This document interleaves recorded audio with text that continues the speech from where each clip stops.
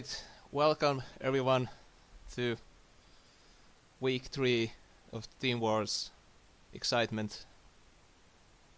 Hello! I'm here. Holy crap, that was loud. Oh, I'm sorry. I'm gonna not scream. No, please do. Yeah, so I'm here with Ryousen from team. What is your team?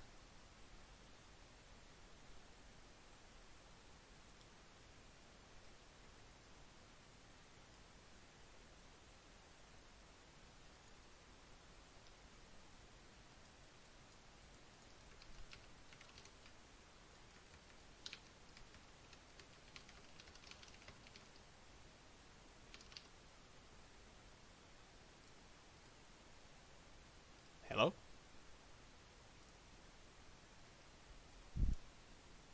Hello, what's happening? Can you still hear me?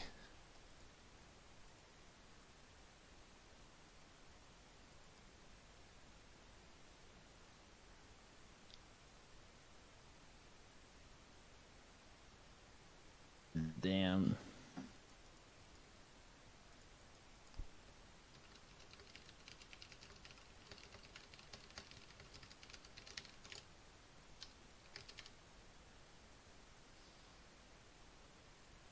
We seem to have some technical problems, so... Alright.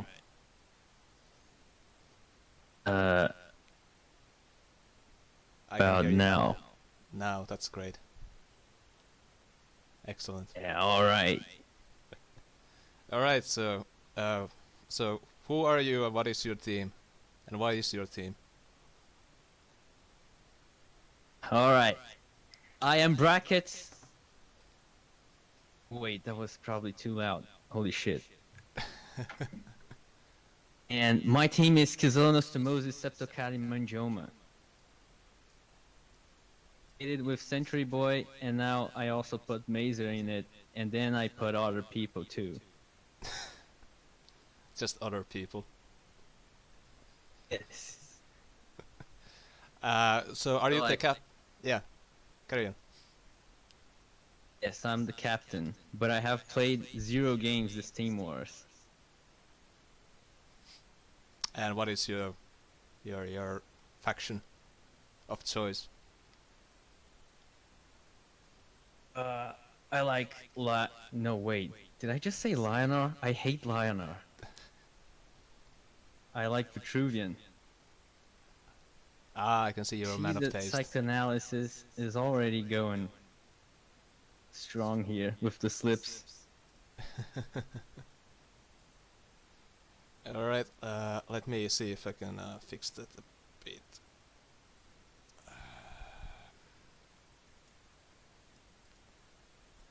But yeah, how has your Team Wars experience has been thus far?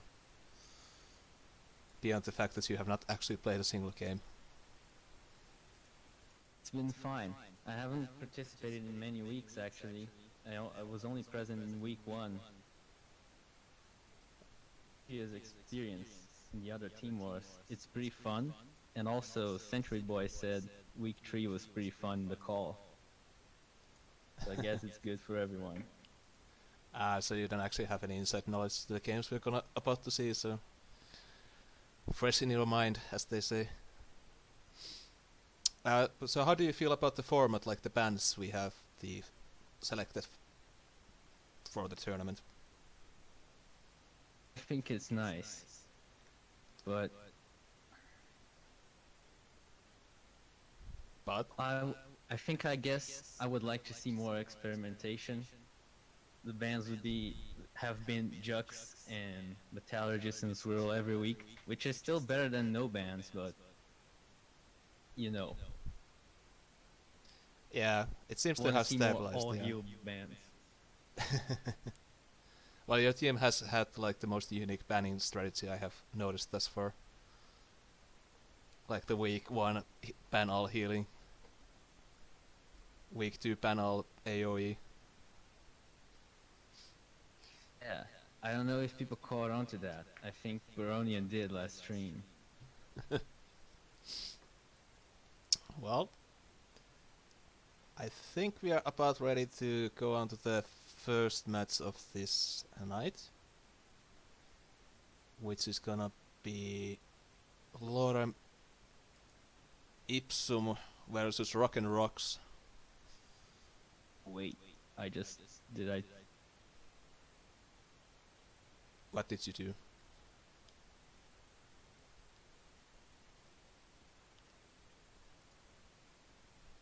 I hope I got the right week.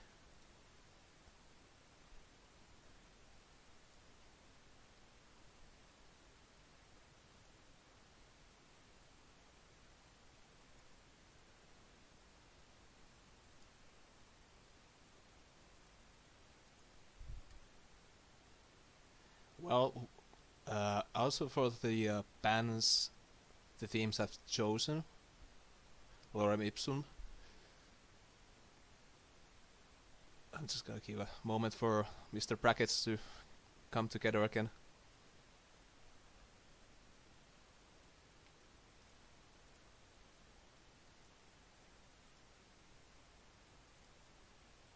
Alright, seems to be working. Excellent. Osvid said Bracket's voice is doubled in chat.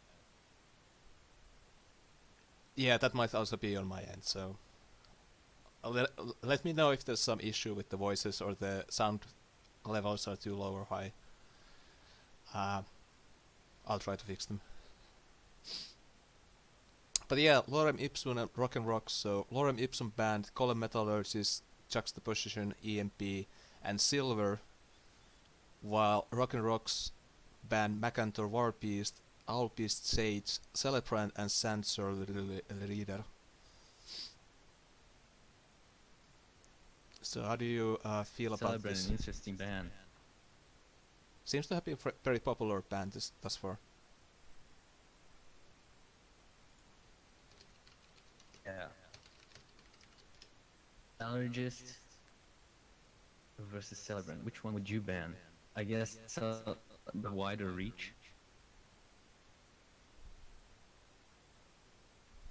Yeah, but maybe the bad team already banned Metallurgist the previous week, so that's why they didn't. Yeah. I found the Silver band pretty interesting because Rock and Rocks did play a Megazord deck, I believe, in week 2. So it's just an interesting band from Lorem Ipsum. Mazer actually did suggest a ban against Silver this week in our team. Really? Yeah. Was he trying to target? We're not playing against Rock and Rocks. So. That's true. You were actually playing against Monolith Zoo.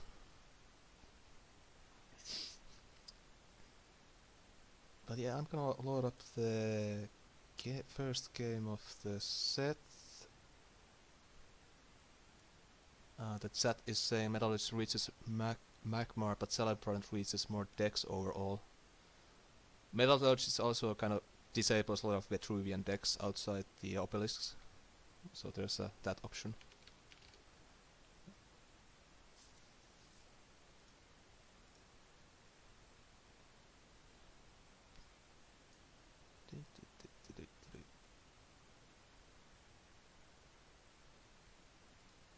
It's interesting to observe how people deal with Macantor, like it's been banned every week by many teams, and there is play around, but they still ban it. It's like that. Yeah, I mean Macantor is kind of one of those cards you just like learn how to play around, or you just die. So, but then again, Macantor has die all the time against it. Well, Macantor does still have like a very wide reach and AOE, even if you know it's coming. So, yeah. Speaking of Macantors, Happened to me. You were saying? There's a delay. Oh, I'm sorry. There's a delay. What would happen to me is that I'm playing aggro and I want to box the opponent. So I put a minion above them and behind them. And then they play Macantha. And I'm like, oh fuck, I fall for this again. Well, I always position my obelisks so in that way that they can always get the perfect Macantor out, so I feel your pain. Yeah. But we have the first game here, which is from the Dictin representing Lorem Ipsum playing against Project 2L from Rock and Rocks. So Dictin is playing the Magmar and Project 2L is showing up with Abyssian.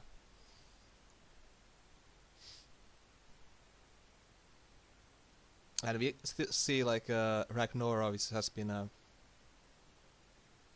not sure how popular of a general it has been, but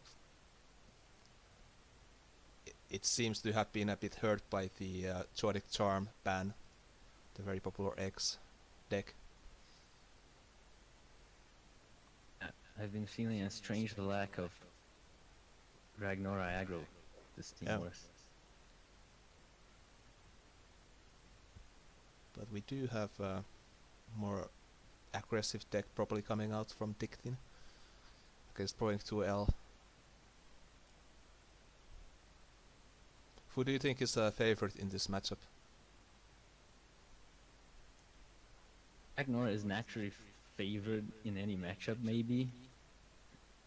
We'll see. The Swarm kind of... I don't know. Just eggs. Because you have, theoretically, you have lots of reach. You don't necessarily need a Ripper egg to live to win the game. You just play Swarm leading to it.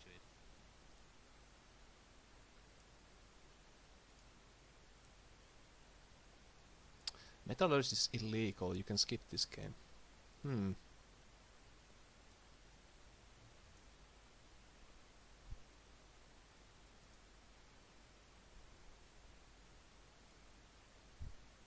But the Lorem Ipsum banned Metallurgy, so...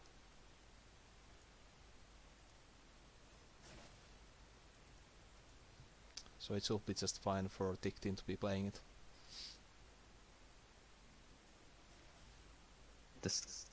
The saw like twice.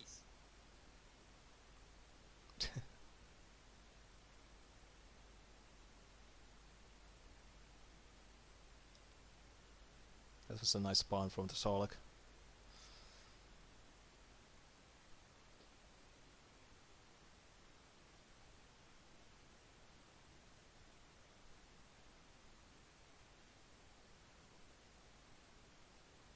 Very interesting choice by the Solak. The Solak in a Lilith deck. I'm not sure I've seen that for too much in Lilith.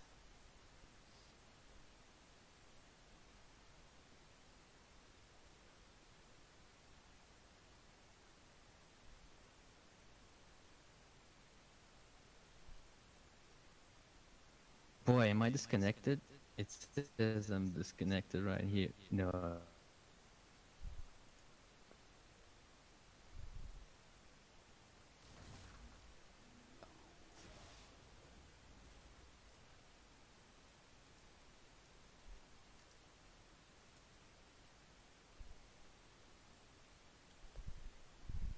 How is that? Is that better?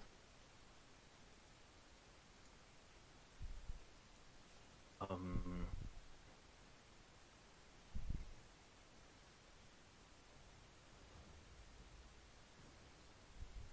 I guess.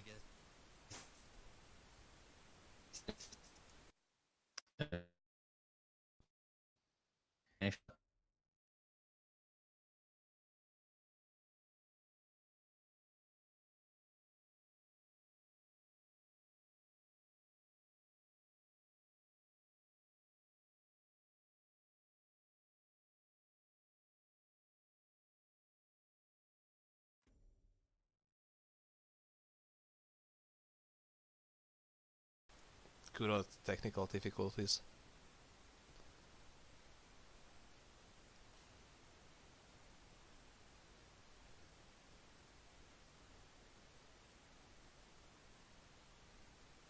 Extremely unfortunate. I'll be trying to figure it out.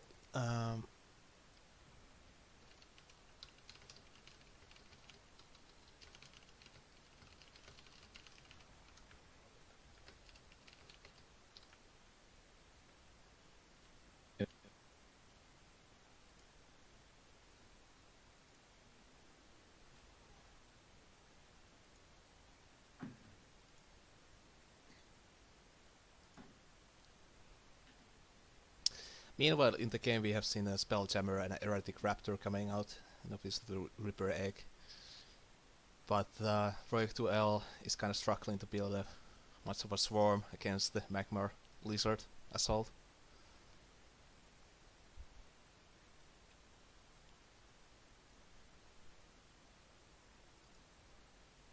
Am I back? You are back. Cool.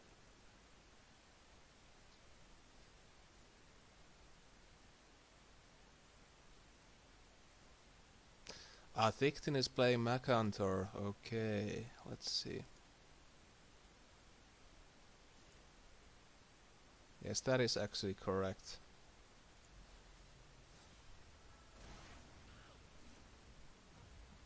So this game is illegal, but a Draco game.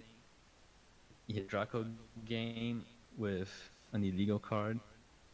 there was a Draco game with illegal on the Fig 1.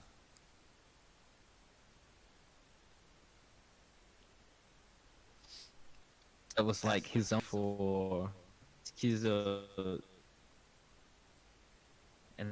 I was afraid because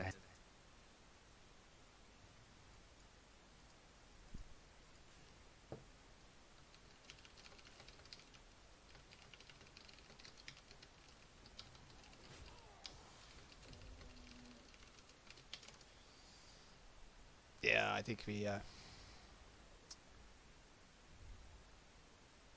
should probably skip this game then, as the chat rightly pointed out. And I apologize, technical difficulties on multiple fronts. I don't think it's activation level. It's probably connection issue. Well, I hope it's gets better a bit in a time. Get emergency like 5 people to cover for me. Absolutely. At least one. You. I think that's actually possible. Let's invite Century Boy and maybe our hacker is busy. Well, if they're willing to come, sure. But yeah, I'm gonna move on to the next game. I'm not actually sure what actually happened with this game in the end. Was it a forfeit or not? What happens if you theory? It should have been played. To get this qualified.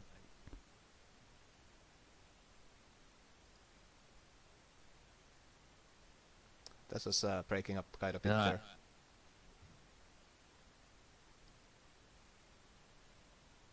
Am I still? Yes, you're still there.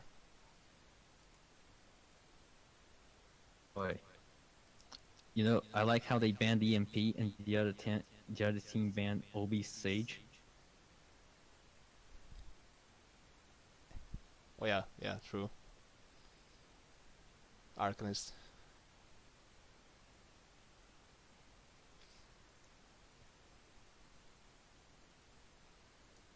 In our first week, we didn't ban Juxta nor Sage, and we got punished hard for that. Icicle gave us some work.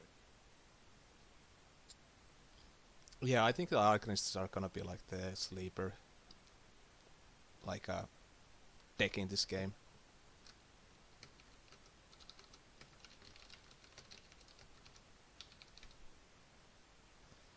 Uh, I'm gonna just grab the next game, which is gonna because the winner of this game was Project 2L, so I'm not totally sure if it was ticked in just lost or if it was a forfeit victory, but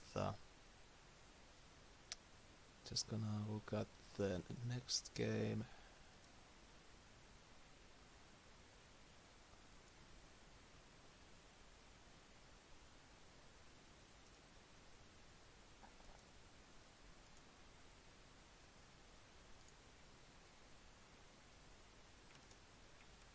And it's gonna be Steph Dunhart versus Spammer Noob this time around.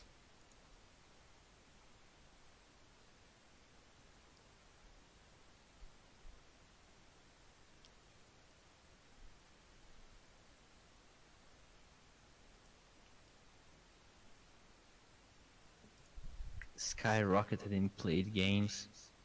As a new player, she has lots of ribbons.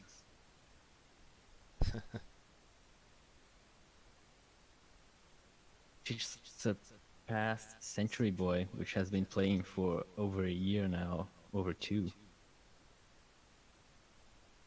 Yeah, Steph has been like really playing this game very actively, doing good work.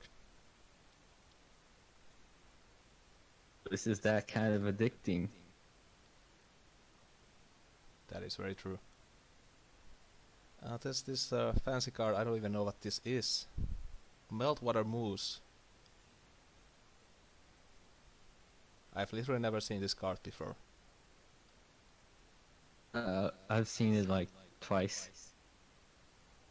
I'm always happy to see it because I'm aggro, and they just play a big minion on a repulsor beast it away. It doesn't activate, and they lose.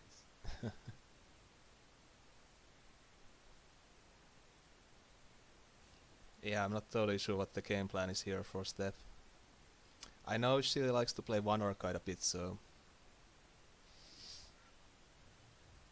And with moves is you cast it, and next turn it's stunned. So you dispel it somehow, like with Lightbender, so it will attack immediately. that would be. That seems pretty mean. But to get the light bender off, you need like 7 mana or 8 mana. Yeah. Weird play here, occupying the mana tile. Maybe trying to deny the 2 mana ramp against Hyper Swarm, probably.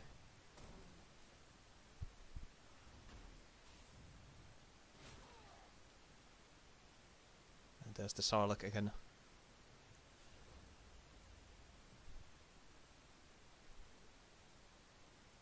I like the idea of Sarlacc with that artifact, the 5-mana artifact, because you always have a board.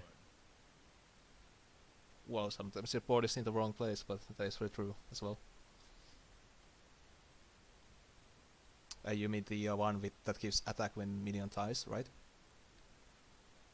Oh, the frenzy one. Oh, the Chakram. Yeah. But then there's problems with positioning, yeah.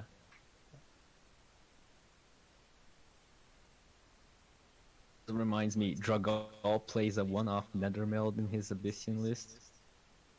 And that was quite confusing at first. Well, that kind of sounds like Draco, to be honest. Yeah, like, why would you play 3 lures? Just play Nethermeld. It's a good card. But here we see the Malicious Wisp showing up and probably dying very quickly.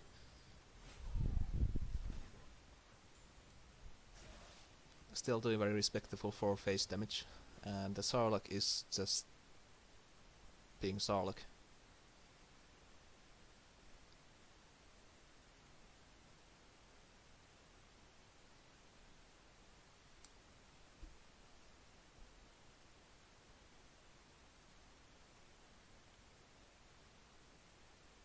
spawn.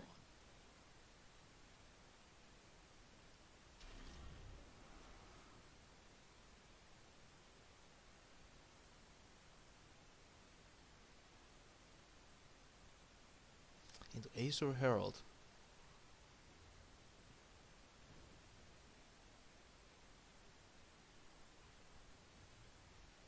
Oh, there's the Lightbender. Almost set up. Wait, not quite.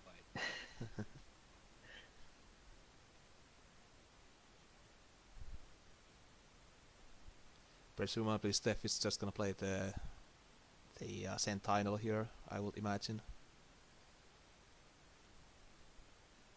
And just PPS. But I suppose she could also play the Moose down.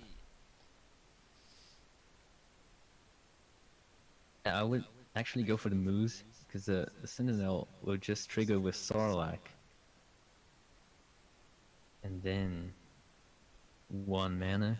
I guess floating 1 mana isn't a big deal though. The Moose is a bigger body. That's true, yeah.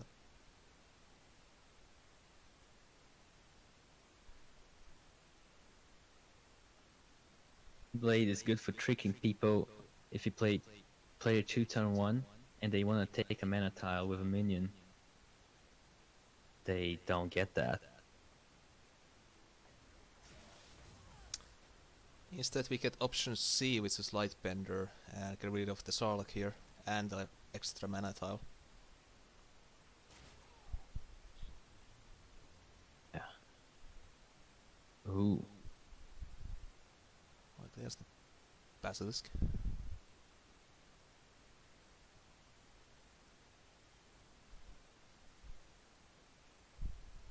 I kind of like the Lightbender play here, because if the presumption is that Sparmernoot wants to ramp into a lot of mana chakram plays, so that kind of denies the 2 extra mana.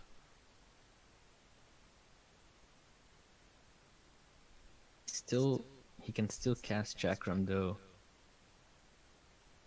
That would still be bad.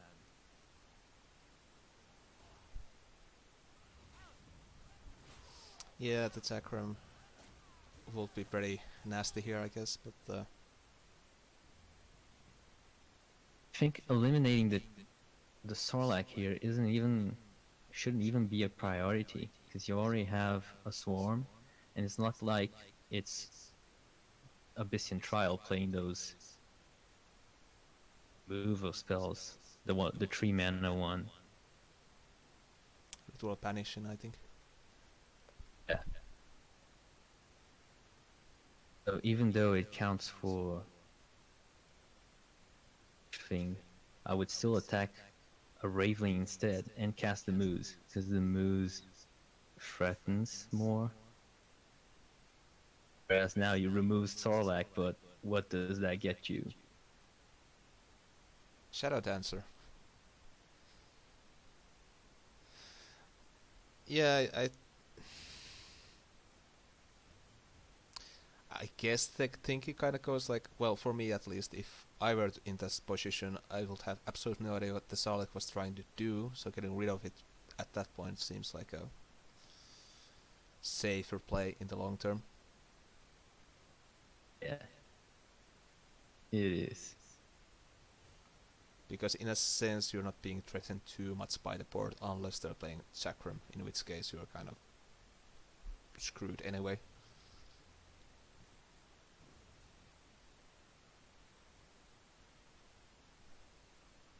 But the Moose is coming down very quickly afterwards.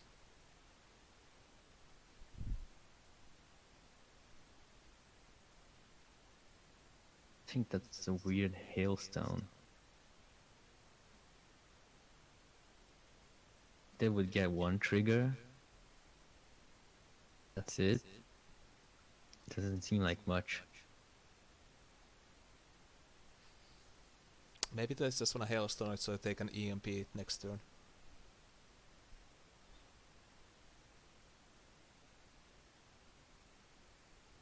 That's fine, because now they can't spam the board. have to play Dancer again, right?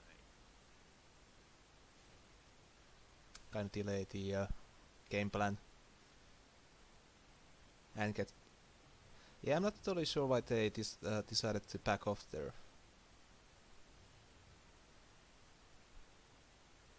Because then this kind of happens that your opponent just boxes you in corner with minions. Maybe if they have the Half Sister, it would be really helpful. Mm. Not so far. Now they don't really have a good play here.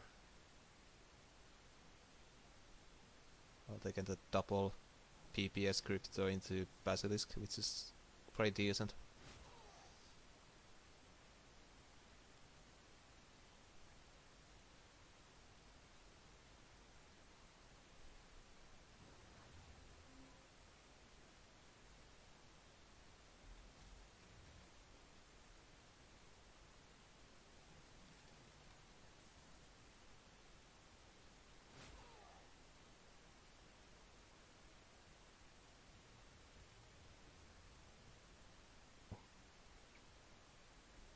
The Sentinel there.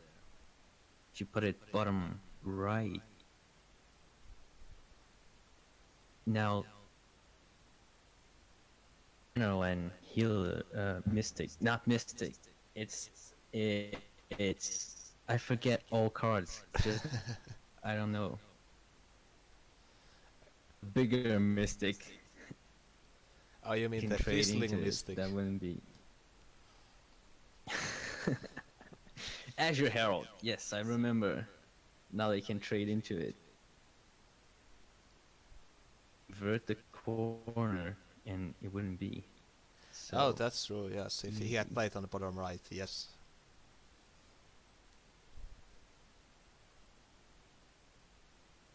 Forget to move the moves, and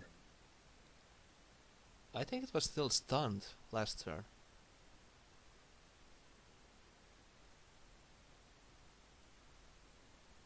I was kind of curious why it was still stunned, but maybe that's just how the interaction goes.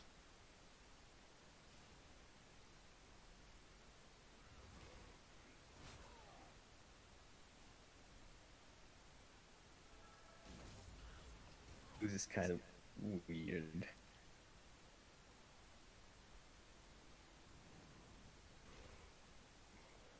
Spammer really wants to get that Shadow Dancer procs off. Maximum efficiency.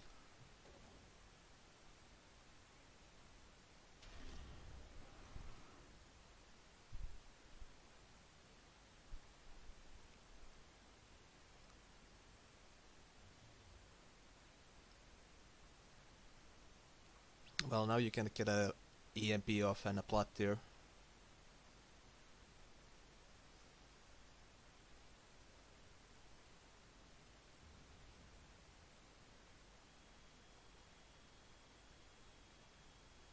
MP Blood Tier? How does that sound?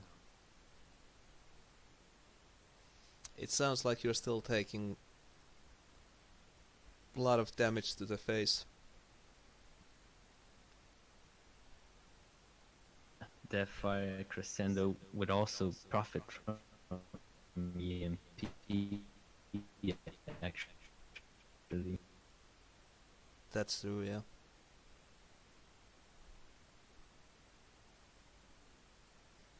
Even if he cleans up the board a bit, there's still like 11-10 damage on the board. Or 8.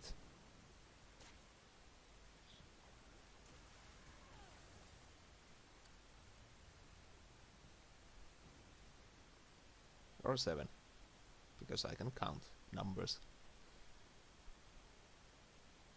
I wonder what they could have done different in this matchup, like that turn 1 with the Mentor.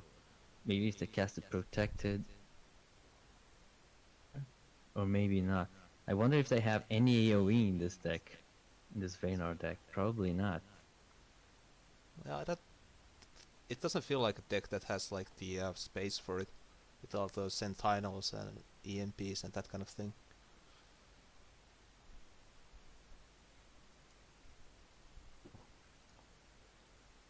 But yeah, there's the Spammer Noob taking a very convincing victory there. I think Steph could have probably done a few things differently there to get a fairer game at the end. Like boxing herself in the corner seems like a bigger mistake in that game. Should it have been moves to reach? She hadn't run away? I think not. Mm. Alright, so I think we can go for the last game from this set. Soon as I can find it. If I can find it. Yes. Swigme. Oh, I can't pronounce that name. We miss Swigme. This one in chat.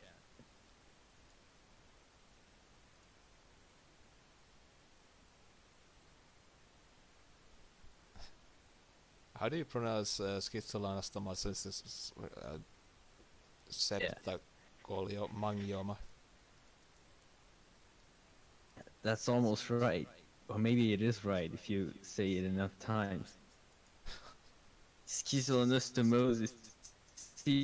Septacoliomangioma.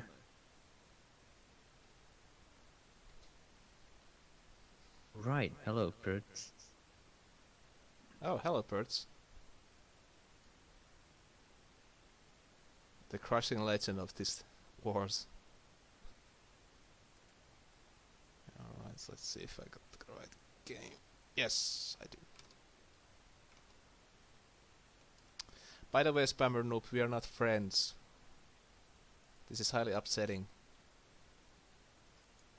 Let us be friends.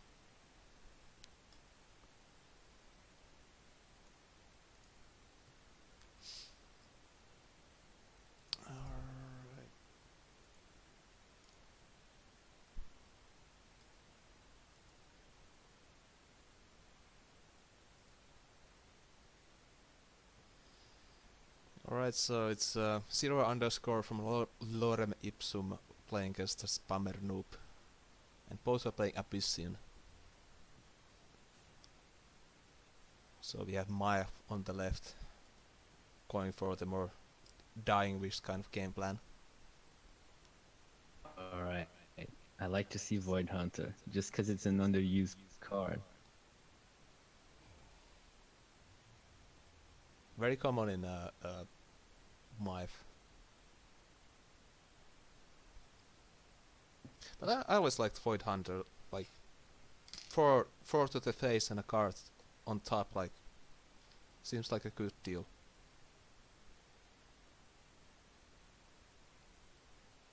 I did the other day. I was watching a video of Mazer coaching Kolos on how to play aggro Zerix, and Mazer was playing at the time Void Hunter. And this new player got in the game, and we've been talking a lot. And he likes kinematic projection. So I thought, what if I mount an aggro deck? And projection kind of fixes the body being bad. You get a card. It's, I don't know, it's not enough.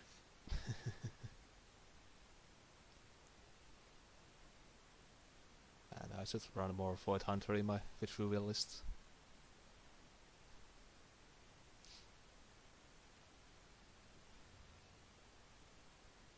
I mean, the thing with the Vitruvian is that you don't really get card draw beyond Dream Shaper, so... And the First Wish, but that's more like Cycle. So you're kind of always playing Spelljammer or Spelljammer if you're not playing the Dream Shaper.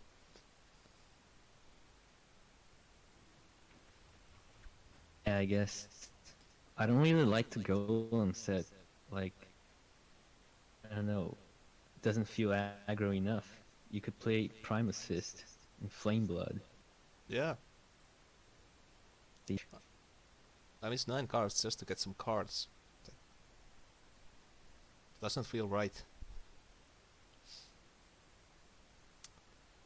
But yeah, in the game we have seen some Larking Fears and Carrion Collectors. Meanwhile, Spammer Noob is trying to build a swarm here. It's gonna be interesting to see how these two kinds of Abyssian styles are gonna fare off against each other.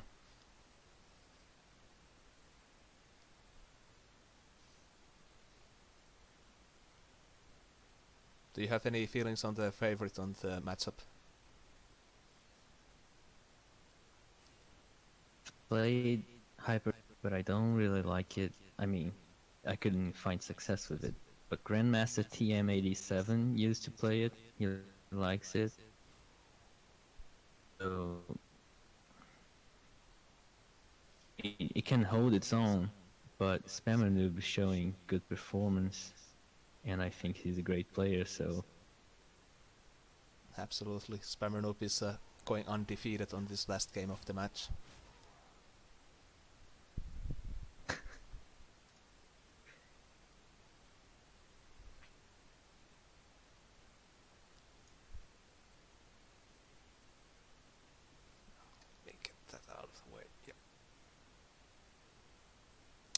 Well, there's the Shadow Dancer, which is gonna be a problem against Dying Wish. Yeah, there doesn't seem to be any clean answer for it. yeah, sounds like they picked the wrong counter. Why would you do this to yourself? Your BBS kills a minion. Well, this is the last deck they are allowed to play, so this wasn't their game plan. Alright.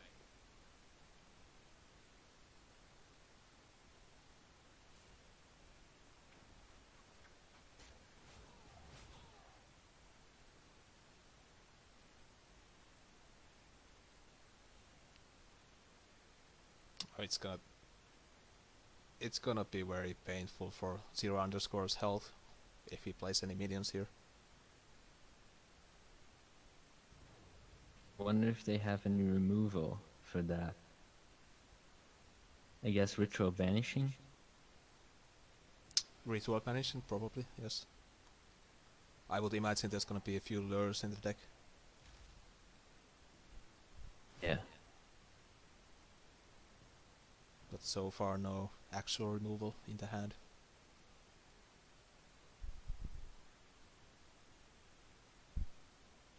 They did get the Azure Horn Shaman buff out, so those minions are pretty hefty. So the Shadow Dance... Yeah. So the Shadow Dance... I don't know if this deck was that. It seems like it's very inconsistent. Like you need to get the ramp, then you need to get the draw, then you need to maintain the draw. Now, in this game they got the ramp without the draw. Some games you get the draw without the ramp. Yeah. I think that has been also my experience watching these Dying Wish decks, is that they usually are very inconsistent one way or the other.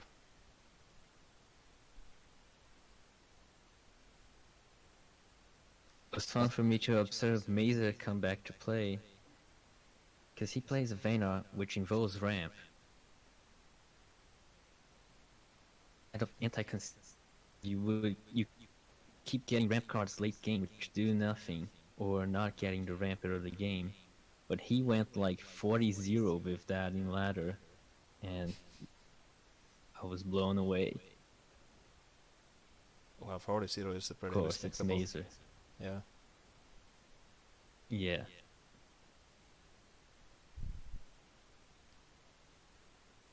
I mean, it's been pretty long since he played, right? Yeah. don't know how I got him back. Frankly, I just stepped it, so I was pretty happy with that.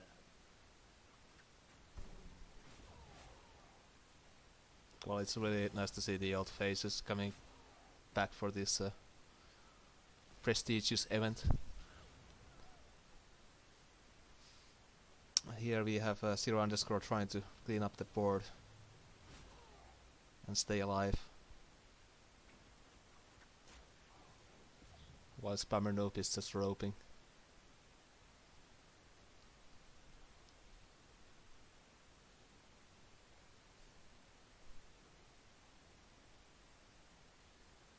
No such luck with the draw.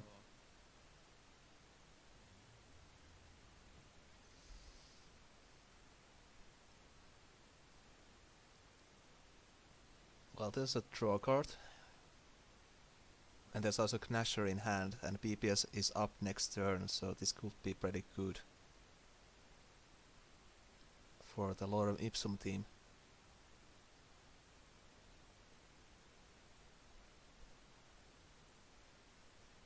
And Zero Underscore is also pretty safely tucked away from the worst of the minions.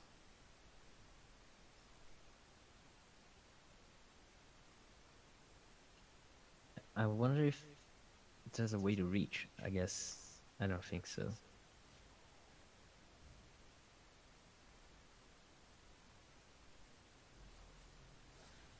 Instead, there's the Chakram.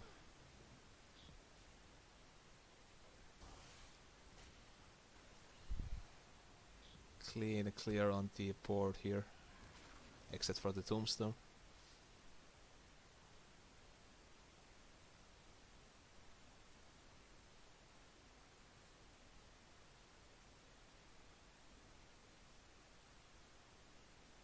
I wonder which one, like, even if Zero Underscore had his draw and everything consistently played, would it still win against Chakram? Hard to say, because I would imagine Zero Underscore's dex is kind of relying on the PPS to trigger off the Dying Wishes, at least judging from the cards I've seen thus far. Which kind of means it's really hard to get the Gnashers off and then still have like gasoline on the tank to actually go face at some point. And the Chakram will just clean up all the low HP minions Oh, and even the big Chakram ones. out.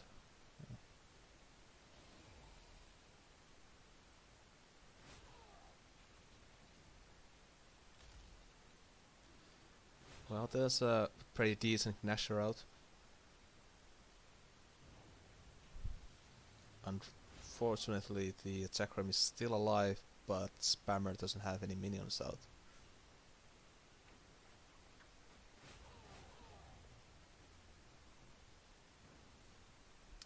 I'm just gonna presume there's gonna be like some kind of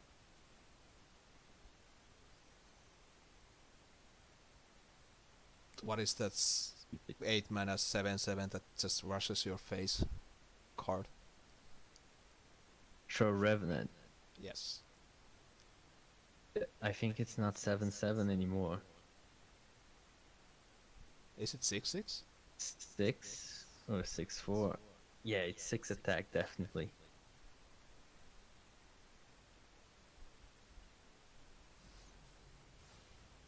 Right, the game, it's kind of evened out now. Board and without Chakram, what's he gonna do? I wonder.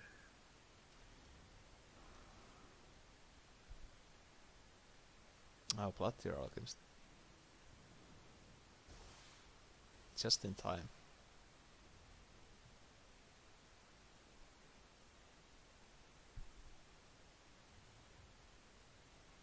Zero Underscore is struggling to have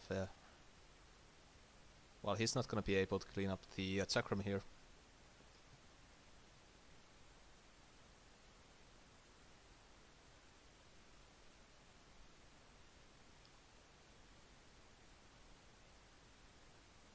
Yeah. Agree, Poncho.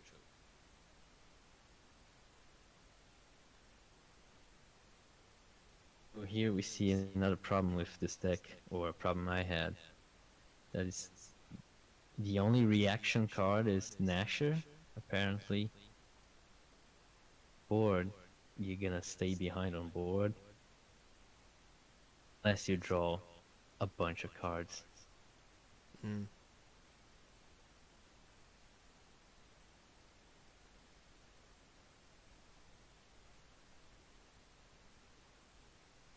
I mean, there's a kind of bit of card drawing deck with the Void Hunter and the draw to Dying Wish minions fellow, but if every In my card, experience, yeah, yeah, carry on. in my experience, they're not even enough. You usually play that 6-mana one, draw to fill your hand. Right of the Underworld. First time I see that since Silver in 2016. Oh, there's the Revenant.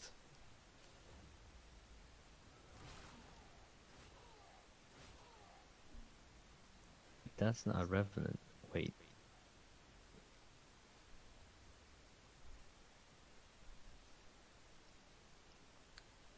That did 12 damage somehow. And that's the end of the game. Ooh. Nasty. As they say, pretty. I didn't know that combo was a thing. It's like Thunderhorn.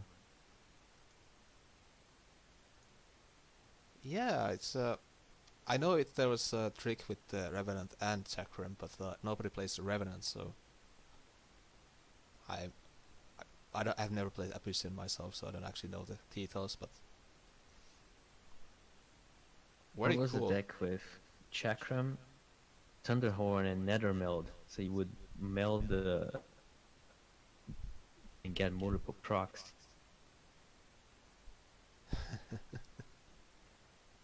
That's just mean. But alright, so I think can head off to the next game, which is Self-Employed Mercenaries facing off Toronto Erratic Raptors.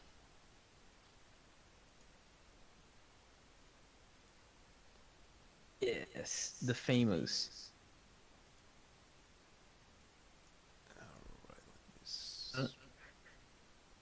What team was Draco playing last Team Wars? It was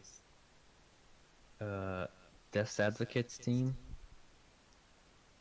I don't remember. I was not participating in the last Team Wars. Oh. Draco did mention that every single team he has been part of has won, so...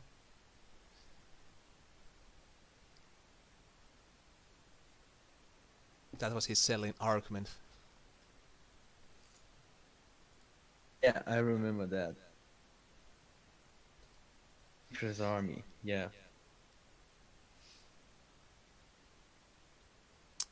But here are the bans for the teams. So Self-Employed Mercenaries has banned Blood of Air, Spelljammer, Holy Immolation, Plasma Storm, and Toronto Erratic Raptors have banned Juxtaposition, Plasma Storm, Sans Reader, and the Ebon Ox. Do you see any standout cards? Rising Ox ban. That is the first trial card that has been banned in this tournament. Yeah. Mazer also banned the Songhai trial, close quotations, this week in my team. And I don't see it's been getting lots of action, but kinda came out as a surprise for me.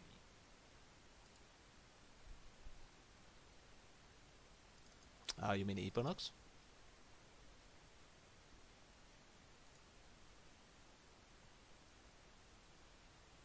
What? Sorry, which card did you mean? Ebon Ox. Yeah, yeah. It was very popular deck. and has been. But is it very popular?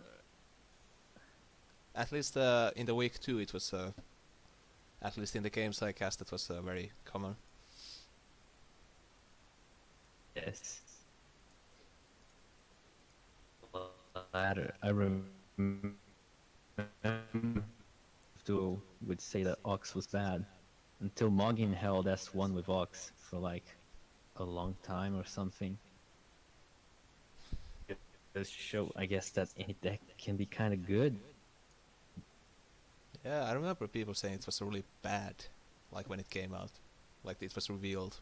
Everybody was saying that's the horrible compared to the rest of the trials.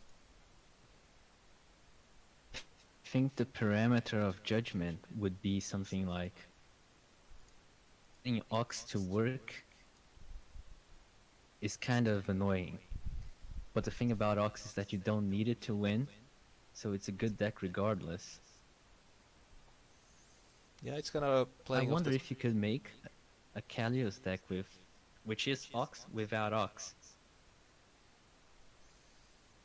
I have this feeling somebody has already tried. He's probably playing the deck in this very tournament at some point. But I think the Ox deck is kind of leveraging the same benefits as the Wanderers, is that they have so many answers and reaction cards that it's really hard to predictably play against. I noted they banned Ox and Plasma Storm. It seems like these two are kind of repeated. Like, you already banned the Songhai Trial, then you banned Plasma, which is a great ban against Songhai, and Juxta, which is against Songhai. So that's lots of Kalios hate. That's true, that's true. It's, but the Juxtaposition, Plasma Storm, Reader, Spelljammer, even Holy Immolation has been all pretty popular bans this tournament. So there's also the chance that they're just banning good cards. But Yeah, just banning the popular. yeah, but we can move on to the first match, so which is Queen 9 from Toronto Erotic Raptors facing off Left Hook from Self-Employed Mercenaries.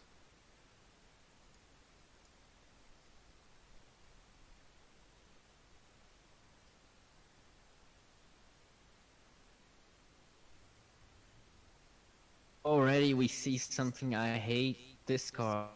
Hey Jim, what's the card you most hate in Duelyst? Entirely, all things. What is it?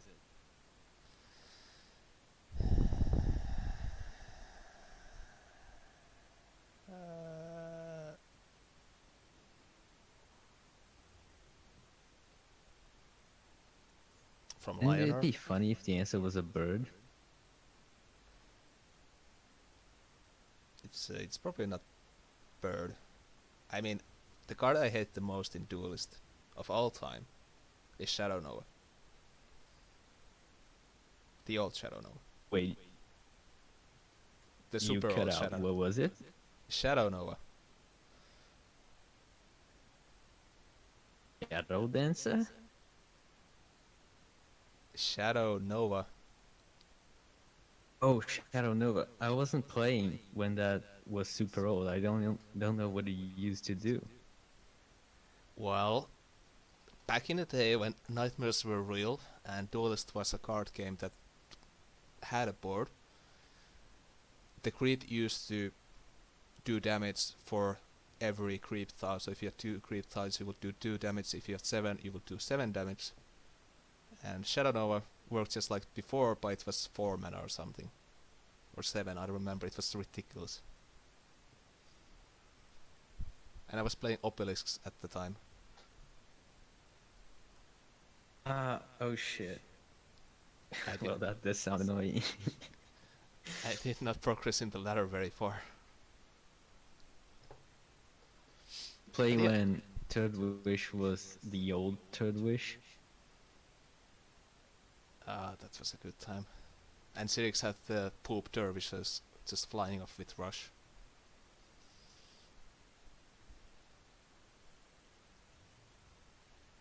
You don't hear this often. And everyone hated it. They just don't know better. But yeah, Believe that. what is your most hated card in Duelyst? My most hated card is Silverguard Knight. You see what they did here? They cast the Knight, and the opponent can't remove it. Like, even if you cast a true drop turn 1, you can't remove the Knight. Easily, that is. And in my experience, if you cast 2 Silverguard Knights straight, you good chance of winning. Or turn 1 Silverguard into that 4-mana spell. No, You mean Bond? 4 damage spell. You already win the game. Because it's 3/5 for 3 mana. That's I hate it. And also Yeah, it kills my aggro. Well, it's the most perfect anti-aggro card you can have in this game. But yeah, I think in the old days when the Saber's Spine was like Tiger was like 3 mana, you could still deal with it because every deck was running Tiger. But nowadays, I guess not. Or at least it's very tricky. I miss the old Tiger. That was my lover. But now it is no longer. Yeah. I mean, I think there's could be a lot to be said. Like, okay, Tiger was very bad and oppressive in its own, but also it kind of enabled a lot of other kind of playing styles that we don't see any nowadays. Beyond just aggro.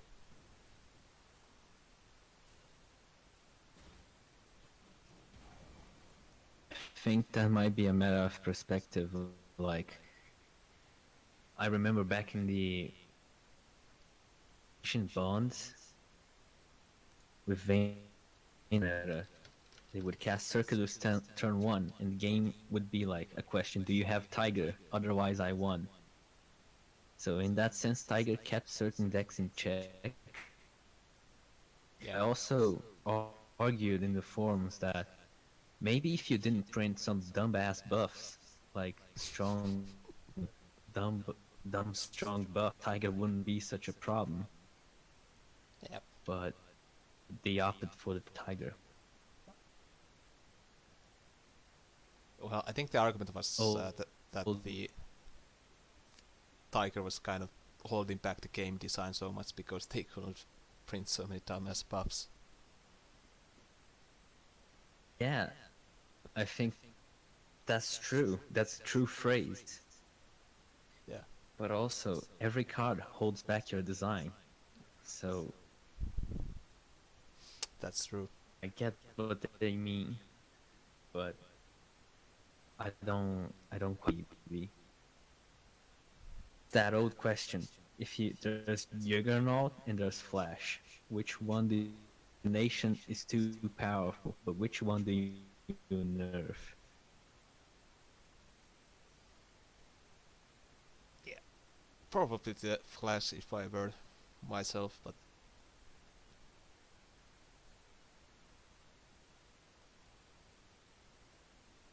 The enabler or the payoff?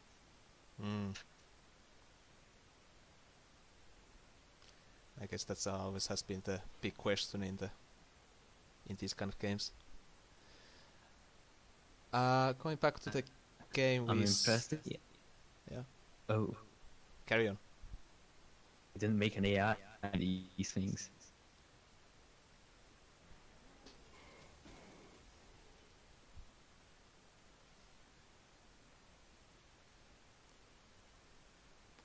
Going back to the game with a very awkward transitioning, we see Tigris being played and Arclight Mikhailo still going against what seems to be Lilith Arcanist list. out of all things.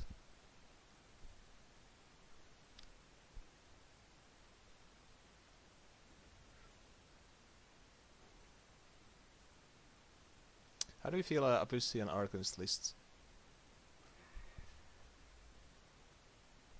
I haven't seen it since the nerf, right? I haven't seen it much at all myself.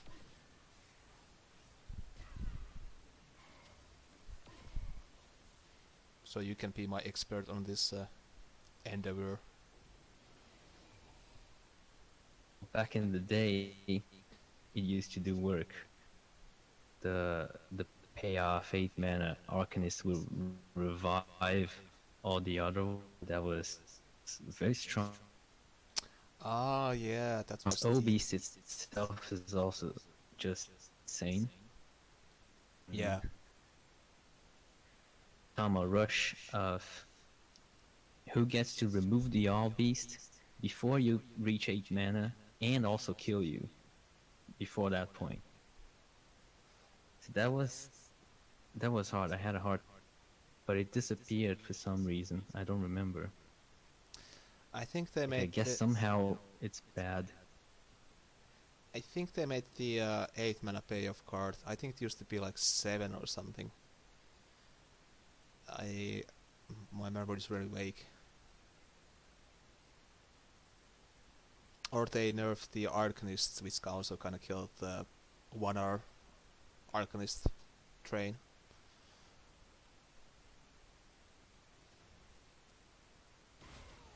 But here we get the left hook playing the Tempest over the Lightbender.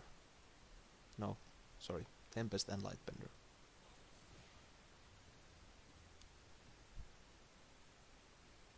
But left hook Lightbender the Prismatic Illusionist over the Owl, which I think is a mistake.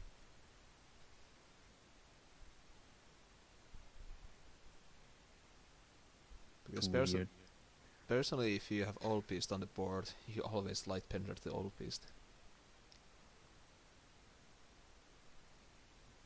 Guess because they have 2 Lightbenders, they went kind of greedy. I think that the other 2 isn't a bad play either. Mm.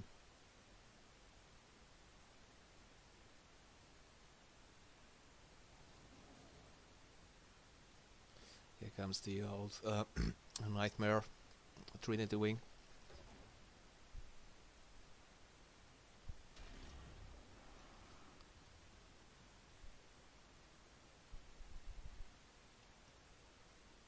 I remember that used to be like one of the most complained cards in the game at one point.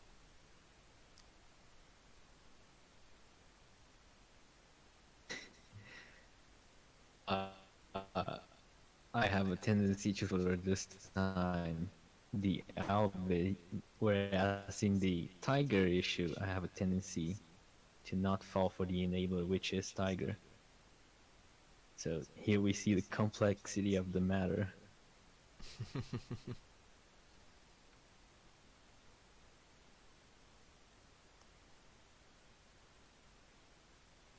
Well, left hook is kind of faced with a difficult decision here again.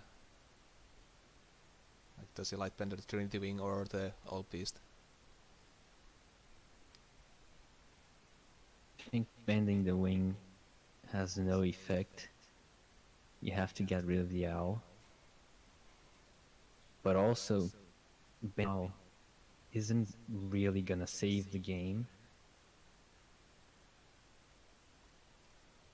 Position. If they had like martyrdom, it would be better.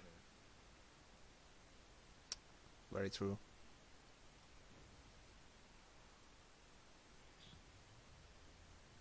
Well, there's a Trinity. Actually.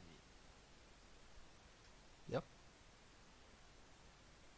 And they don't wanna martyrdom the guy. He's gonna just so you can't even play the long game, I guess.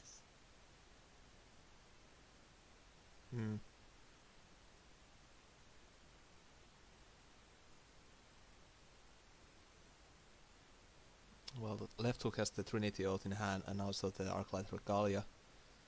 But there's the Chakram coming. And that feels really bad right now.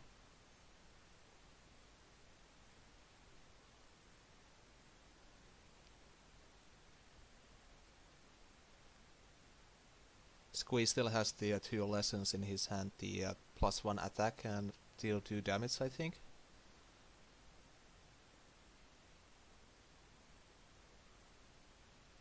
So left hook still has a bit of time to clean up this mess somehow.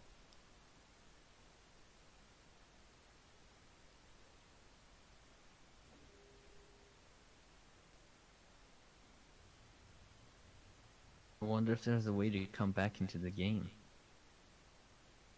with Chakram and buff the Arcanists.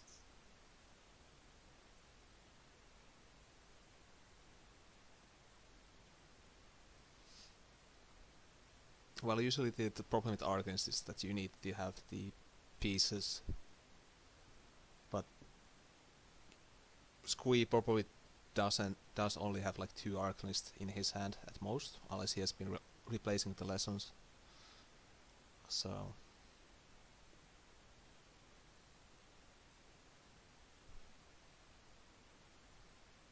One of them is Circulus, then would be an easy refill.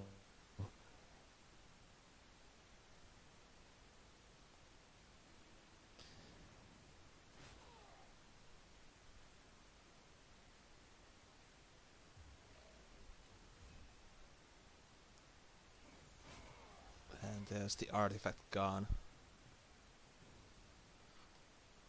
So now it comes to Squee 9 to somehow turn this game around.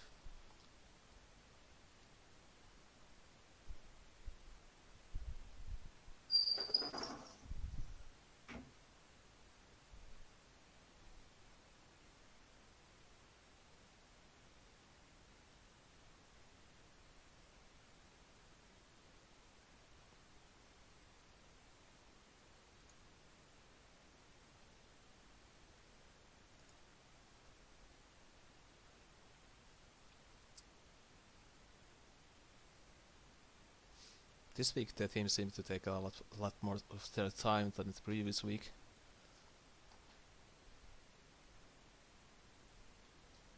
Oh, and there's the second Chakram.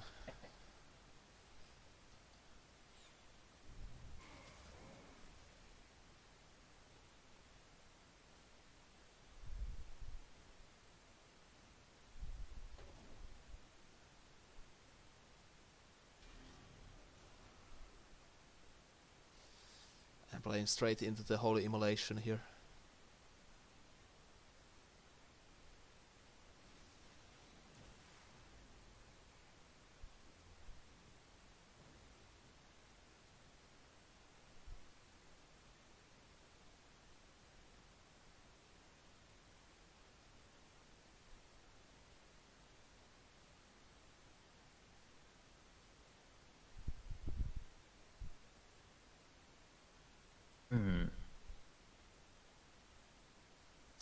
I'm wondering if there's like some way to get a lethal here.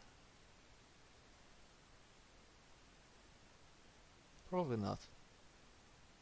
Off of that Huntress.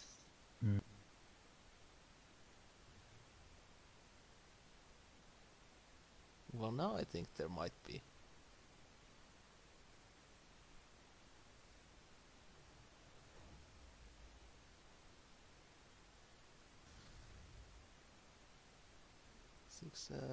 Six, 8.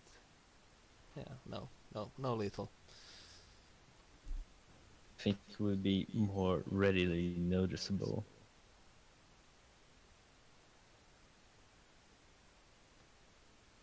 I'm practicing. Man, my only Duelyst regret playing Meltdown League against Yen, 20th Century Boy, and miscalculating like turn, and one of them was Dauntless Advance, which negates all damage to the general and minions for a turn, and I played a bunch of self-damage cards like Blood and Draining Wave, and I prevented like 10 damage. But if I only had took 10 damage and cast a Flame Blood, I would have gotten lethal.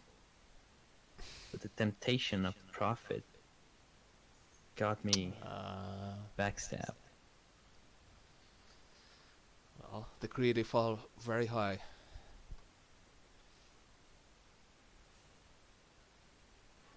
Speaking of very greedy, there's a very greedy Arcanist board right now.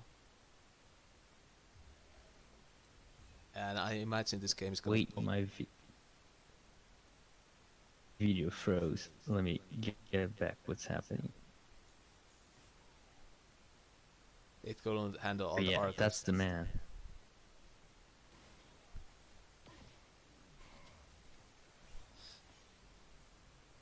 And left hook commits the honorary seppuku here.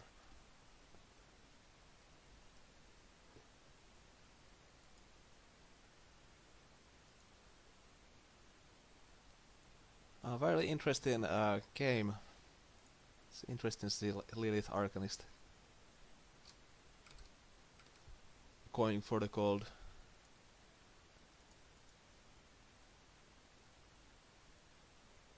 What's the difficulty of the Lilith deck? We just watched, like, at a point they ran out of draw.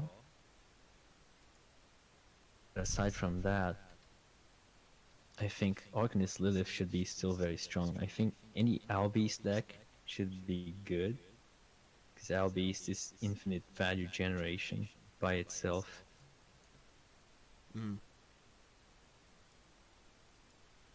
Yes, that's why he's being banned every week.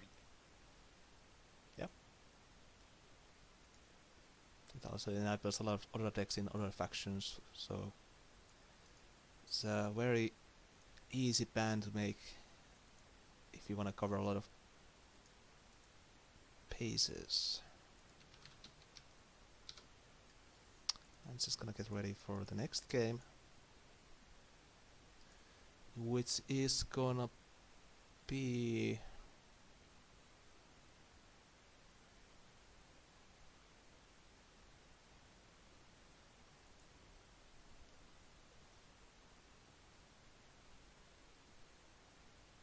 yes, Draco Moriarty versus Mr. Mana 3.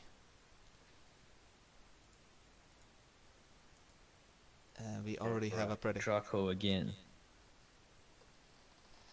already have a pretty clear winner here with the Christmas tree, Cyrix.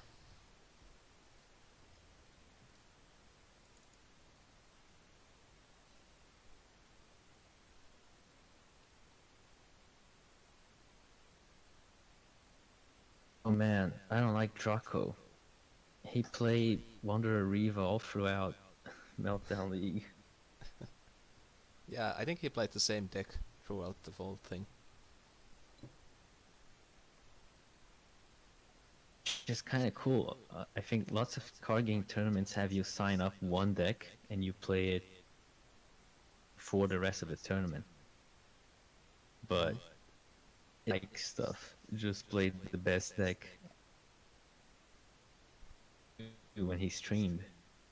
He would stream double Duelyst and playing two at the same time. But he would play Ragnora Yeah. as two. Yeah, grew with the best deck. Yeah, he's I remember he just played Ragnar at one point. Still a pretty strong player throughout. On the right we have Ready to Quit, representing the Toronto Erratic Raptors, who is somebody whose name I already forgot because they changed their name again.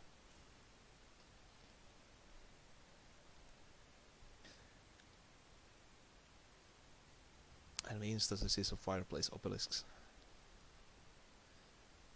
Already getting excited.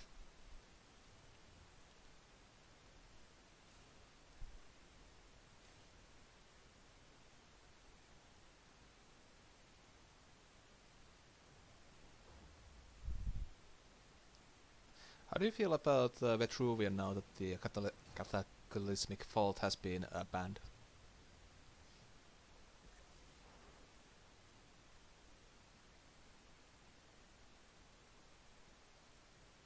I like when factions have to actually do things to win, like play many cards instead of getting to a win condition and going from there. I think agree with you. the fault ban is quintessential, I guess. Mazer's decks have been a joy to watch because they are incomprehensible to me to an extent. He played Allomancer, which is a card I haven't seen in quite a while. Allomancer is a great card. Like, yeah. And bring some old players back, and that kind of thing appears. Like you haven't seen that card in 2 years, and then they win against you with it. This is the new expansion. This is the Quarter 4 content we've been waiting for. Yes.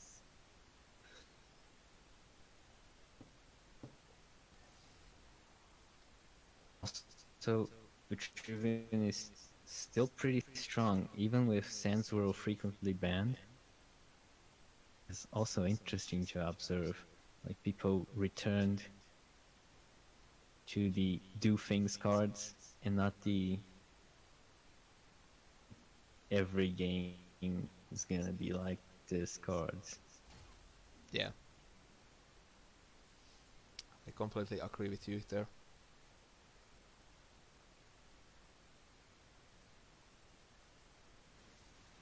Unfortunately for Mr. Mana already to quit, Draco has had pretty clean answers for the obelisks thus far. Except for the fireplace, which is the most important obelisk that needs to die very fast.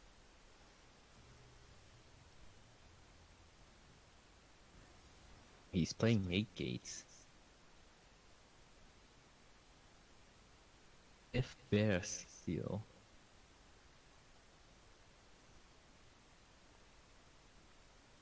I've seen someone say that Onyx Bear Seal is too much of a tempo loss for 8 gates. Yeah, I've been hearing the same thing. I don't think so. I mean, but I think you're obligated to run it, otherwise you just run into Mage's Water or lose the match. Mm. And you also see the Four Winds Mage right there. I think some lists don't run it. I'm not totally sure.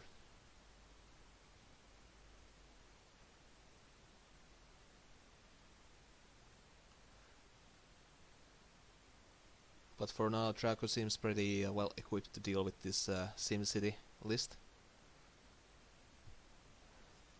Yeah. Those two Primus Fists are gonna be a huge issue if he can't get clean of them.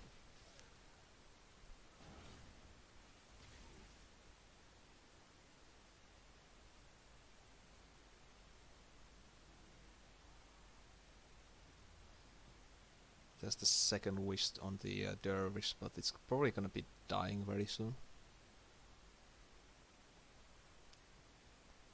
He chose to remove the Seeker rather than go face.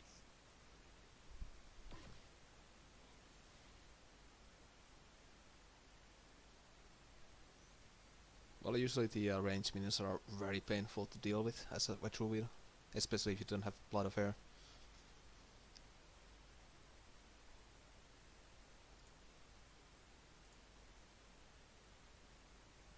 Phoenix Fire, he can pro 8 gates now.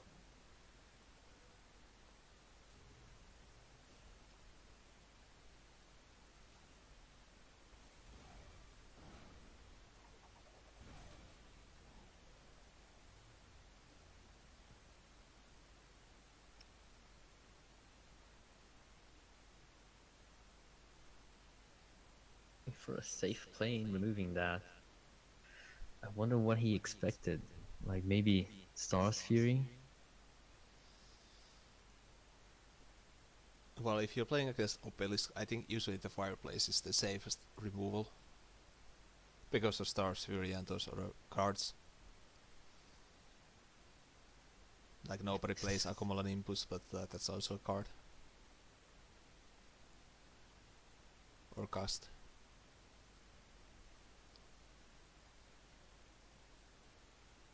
I also think this OBS was box. Hello, Yen.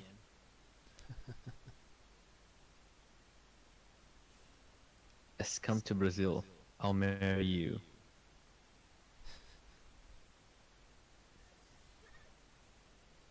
Imagine it like this. They would play, but if you found a way to play around that, let's say you would make only 2 spawns, way off to cast Star's Fury.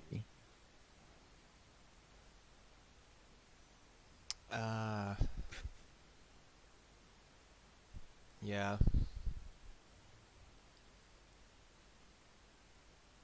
But still, like if you have a fireplace on the board, even if it's not actually not doing anything right now, it's still doing a lot for SimCity list usually.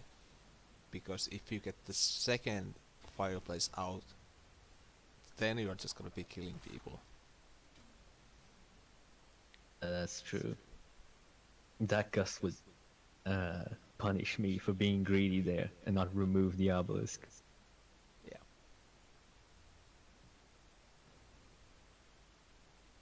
And it did soak up the 8 gates there. Which kind of suggests to me that Draco thinks he can win this in the longer run. Which he probably can.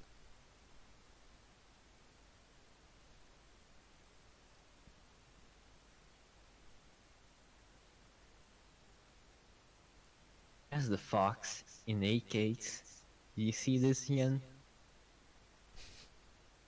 I just asked for a deck.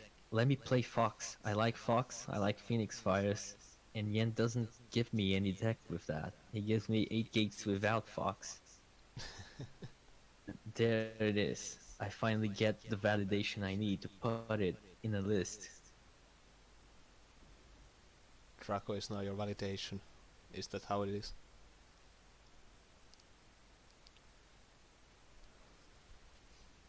It's not how I planned my life to be, but that's how it turned out to be. We just take what we can get. There's gold everywhere. We just have to see it.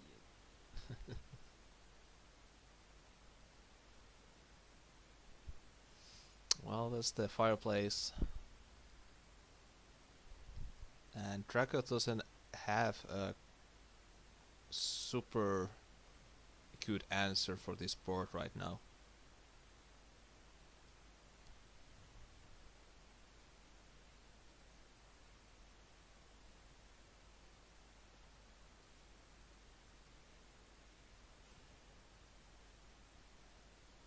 He can clean up the minions, but the fireplace is still gonna be in a threatening range.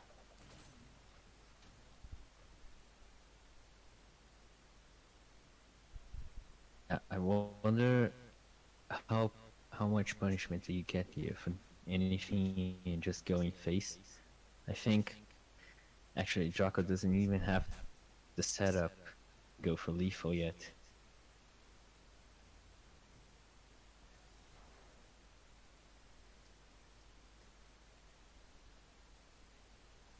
Yeah, it seems. Dusk Weaver. That's an interesting Diabolisk, because that third wish will be able, if it spawns a third wish in the hand. I mean, if it drops a third wish, easy removal. Stream man, do you really want to cast that?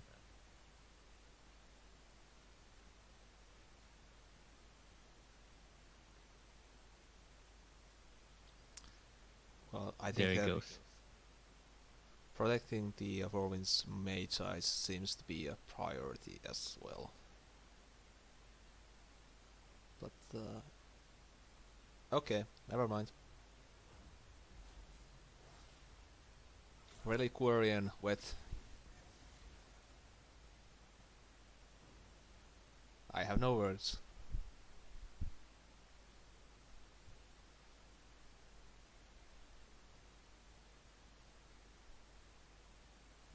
I mean, this is just poor joy for me to watch right now, so.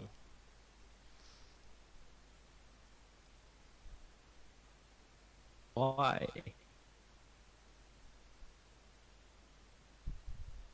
As a Vitruvian, you never get bored like this. Like, ever.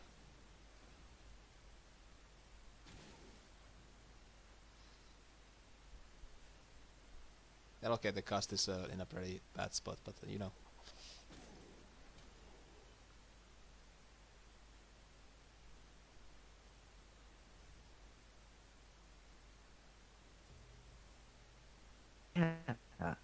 Wait, I play aggro. I've never had this much stuff on the. If anything costs 5 automatically.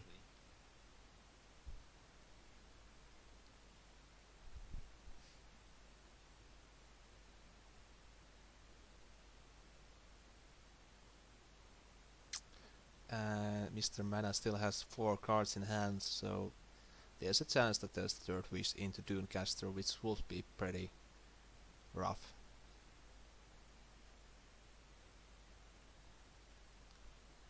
And also Stars Fury will be doing so much work here.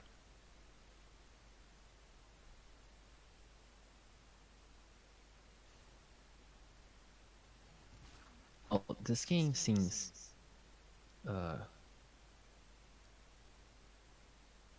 judging by Draco's hand, this game seems kind of decided in Spammer's favor.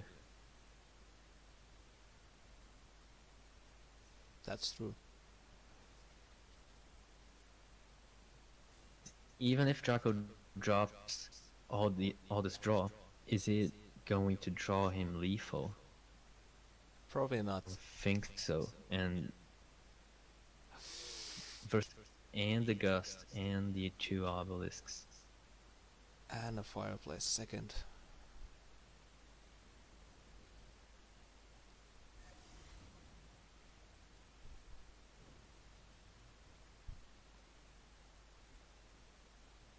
Well, seems like a game over. Yes. Interesting to know the deck.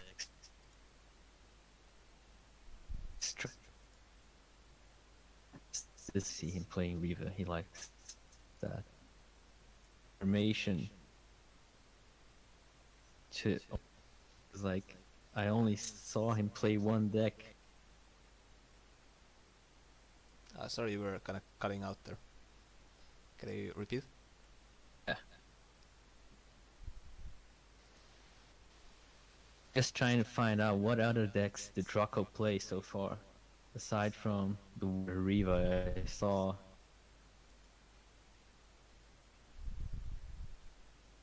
It was 8 gates, and there was another which he played with banned cards.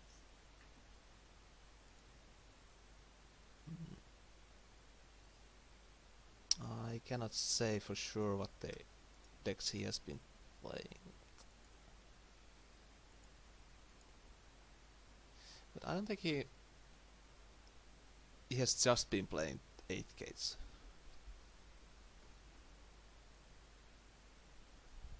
Sounds like him.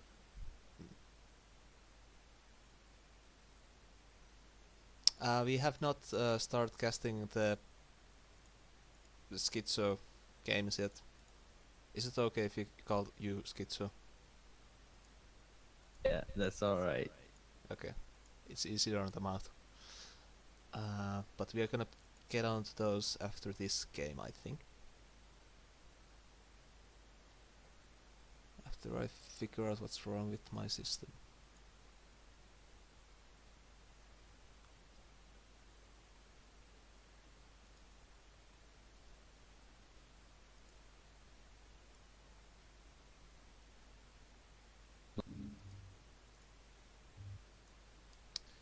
Alright, so last game of this set.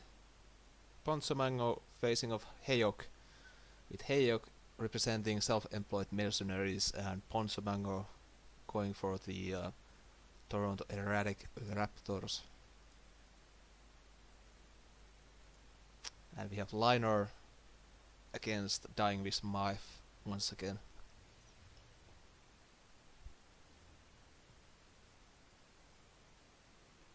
How do you feel about Prom in this meta right now?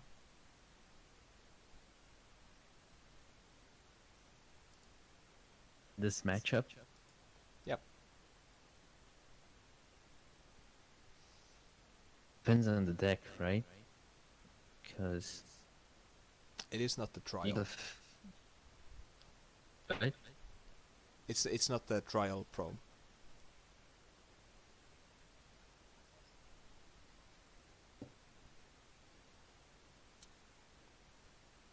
Wait, I think I cut out there. He's not playing trial. Playing wizard. Alright. Wait, not the trial.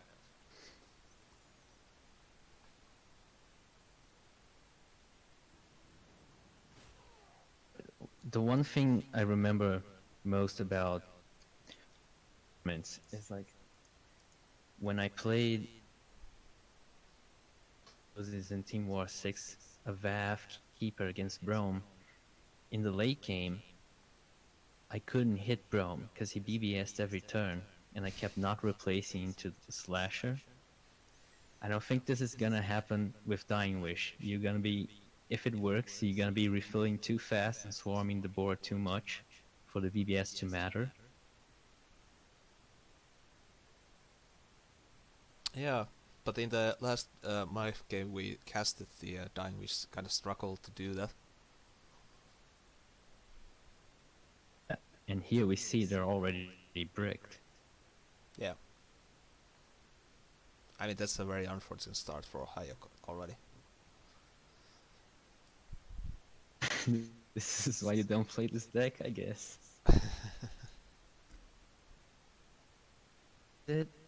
Like you have 9... Wait, how many ramps are there?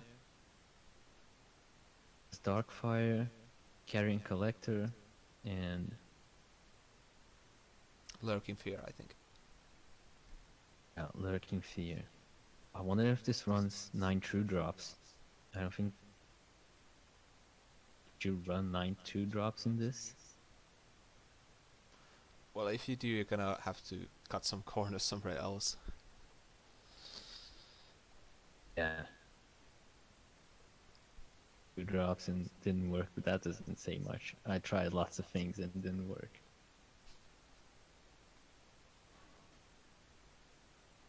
I'm trying to find out if this is merely unlucky or if the deck just has this inbuilt higher chance of not getting a turn 1 as player 2.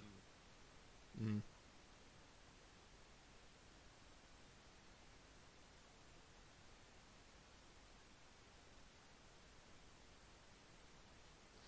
Prom also... It doesn't seem to be playing Wizard Prom, which is kind of interesting to see. Instead we have see Fighting Spirits and Windcliff Alarmists.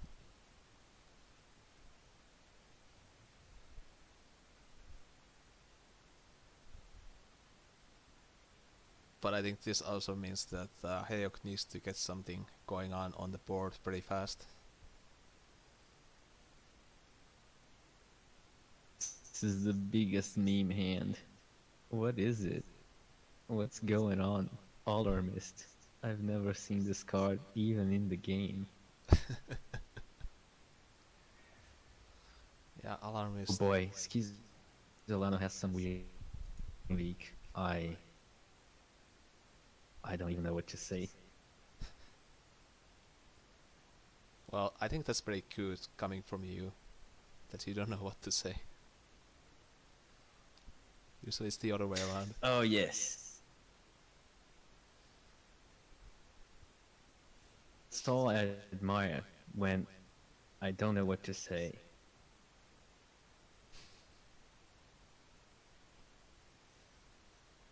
Which also say the right. Philosophy, all the authors I like are incomprehensible.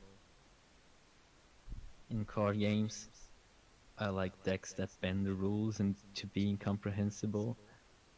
It's good. That's a very admirable way of approaching card games. I feel that is the way card games should be played. Yeah. Didn't kill the alarmist.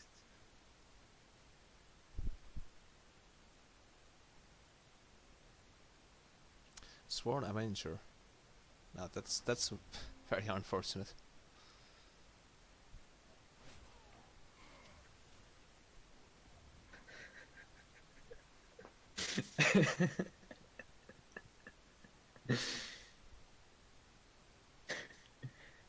Oh boy.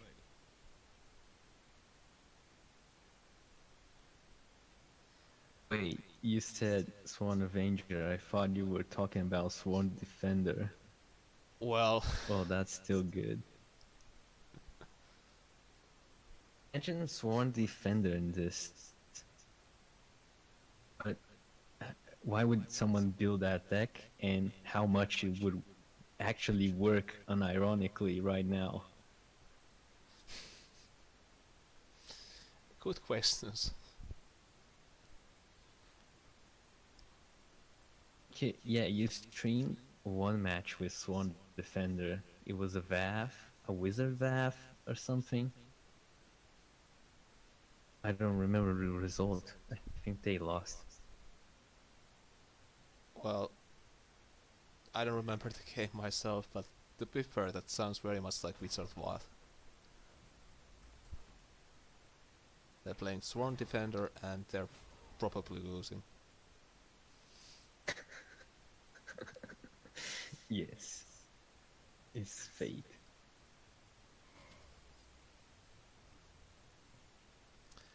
Well, Heox hand still seems very awkward and very heavy. And there doesn't seem to be many ways to trigger those dying wishes. And it looks like Hog is also very reluctant to actually be replacing cards here, so...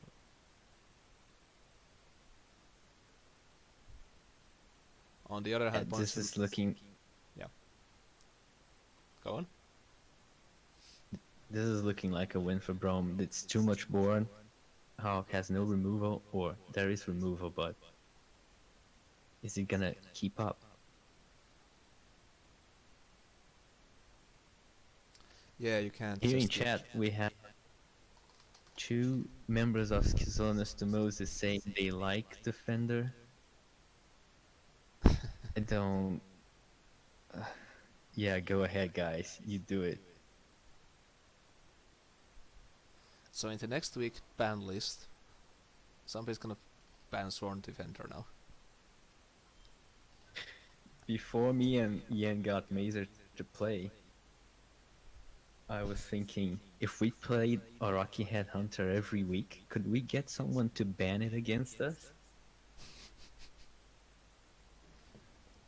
Well, technically it's a good card.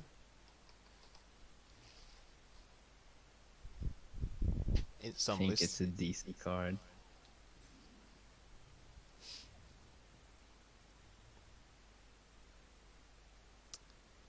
But he has a pretty good Gnasher coming out.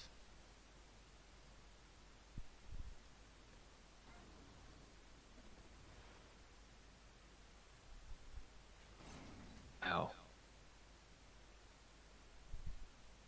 Unfortunately, it did not actually clean much of the board.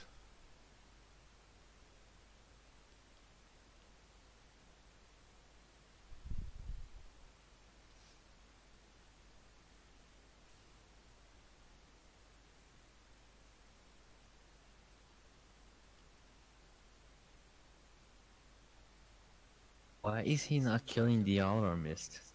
I thought the other dude, the provoked dude, would turn into an alarmist. That is true.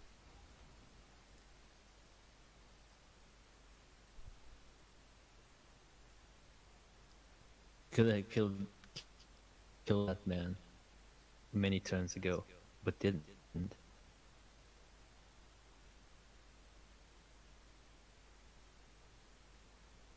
Well, how many times do you play against Wincliffe Alarmist?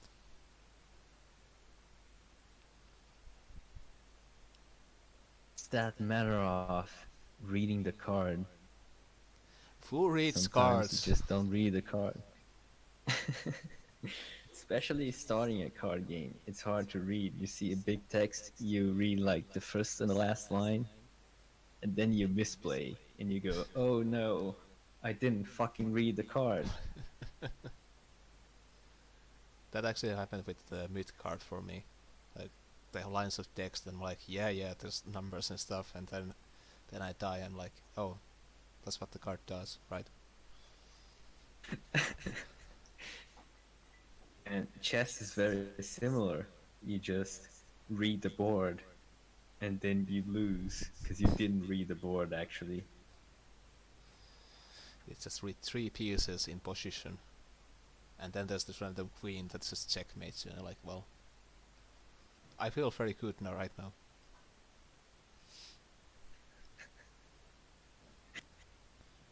It's kind of funny. That's kind of impressive that humans are like kind of really retarded consistently. You just read the card and you win, but then you don't. Nobody does. How is this possible? Like you humans should not be this bad. Well, they say that There's human brain surprises can every time.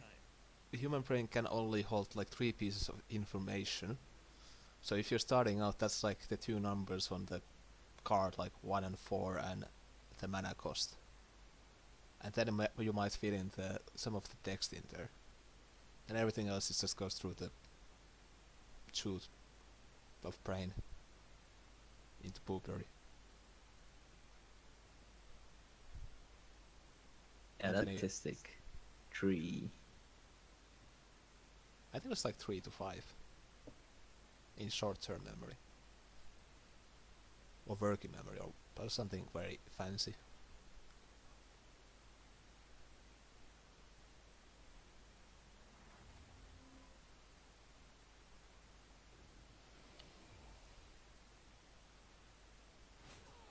Interestingly, Ponzo Mango has probably played like 90% of the battle bets in this tournament thus far. The what? Battle bets. 90% of the battle bets being played were played by Ponzo Mango. Oh. Right. Last MDL, I've had someone play Ion OTK against me. Oh, it was that streamer Valhalla.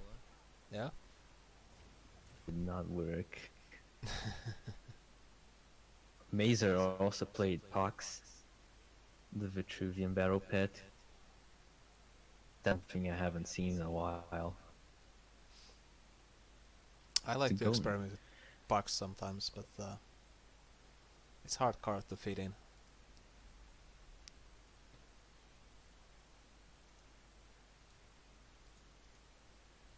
It's an interesting Imperial. Not often. Alright.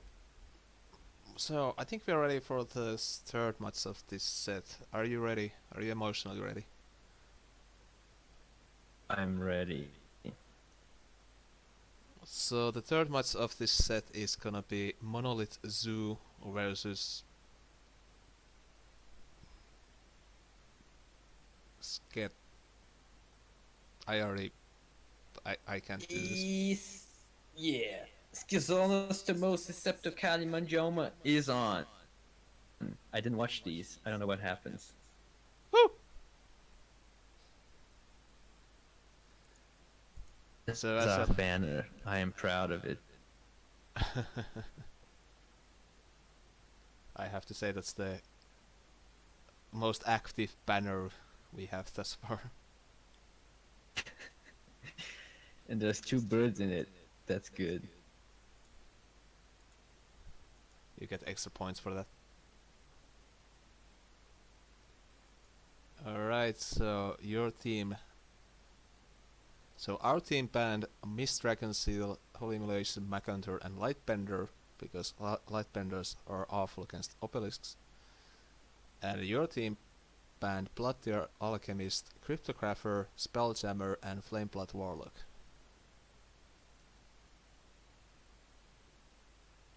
So how do you explain your bans? Wanna hear a funny story? I want to hear all the funny stories. Oh. Funny? I don't know. So this week we were thinking, how were we gonna ban? No, last week. And Mesa suggested, why don't you get someone else to make the bans? And we don't know what they're gonna be. And we make our decks. We don't find out what our bans are till we actually play the games. And I said, sure. And that's what we did. So that's the result. And the thought of the one who banned, I asked our hacker. He was gonna. It seems he was gonna do a proper ban like Immolation, Jux, all and stuff. But then he looked at our lists, our bans, previous bans, and thought, I gotta keep up the theme. And he just took week 1 and inverted it. So now we banned all aggro cards. Actually, we didn't. It was someone else who banned for us. So that's the story this week. You know, there was we have like these few newer players who don't have like a very strong, you know, or a lot of cards, and basically those bans you made just like demolished their list completely, and they weren't very happy about it. Trying to play aggro. I would be destroyed by these, because half the cards I love are here. Yeah. Oh, yeah, well, if you want to play aggro, well, good luck. Alright, so I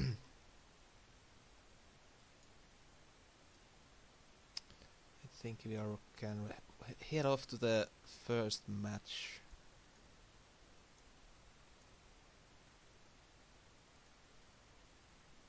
Which one was it again? Which match?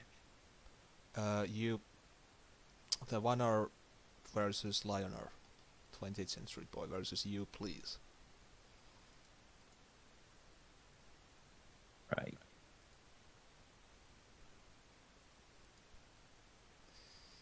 So on the right side we have Monolith Suit being represented by you, please, and on the left side we have 20th Century Boy representing the Tia team.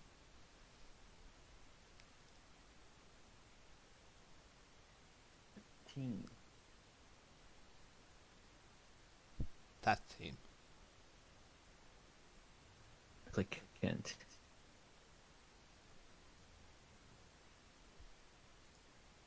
And immediately comments, it's bad, don't watch.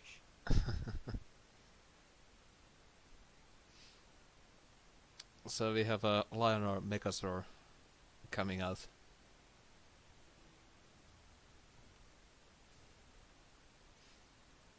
Match is bad.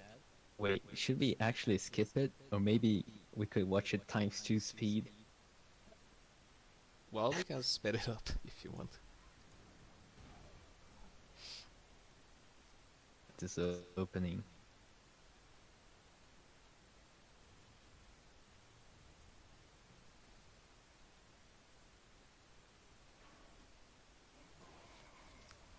It's interesting already because I like Maul and I also like Replicant.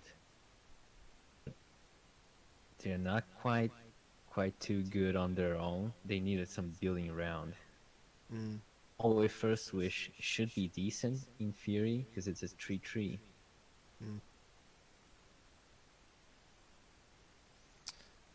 I used to run Replicant in my Vetruvian list as a 2-drop that cycles pretty efficiently, but I kind of dropped it out because I think there are better 2-drops usually. You could be running as Primus Fist or something else. Ace or Herald. Yeah. An interesting observation I've had with Gaul and Mazer in my team is that they don't pack their decks full of draw like I do. And it's like they set up a board, and at some point they will be having like 2 or 3 cards in hand if they win anyway. Mm.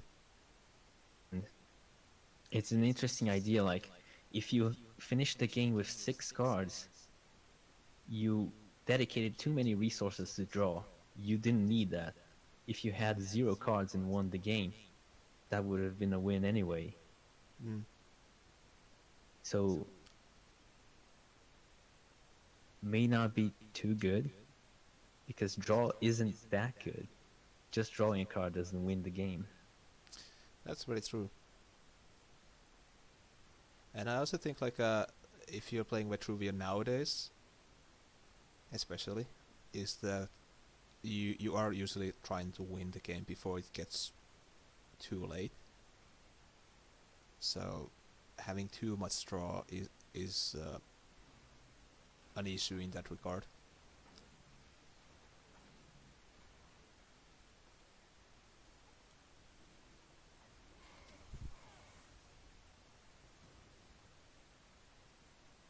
Actually, you can play Replicant without having too much draw.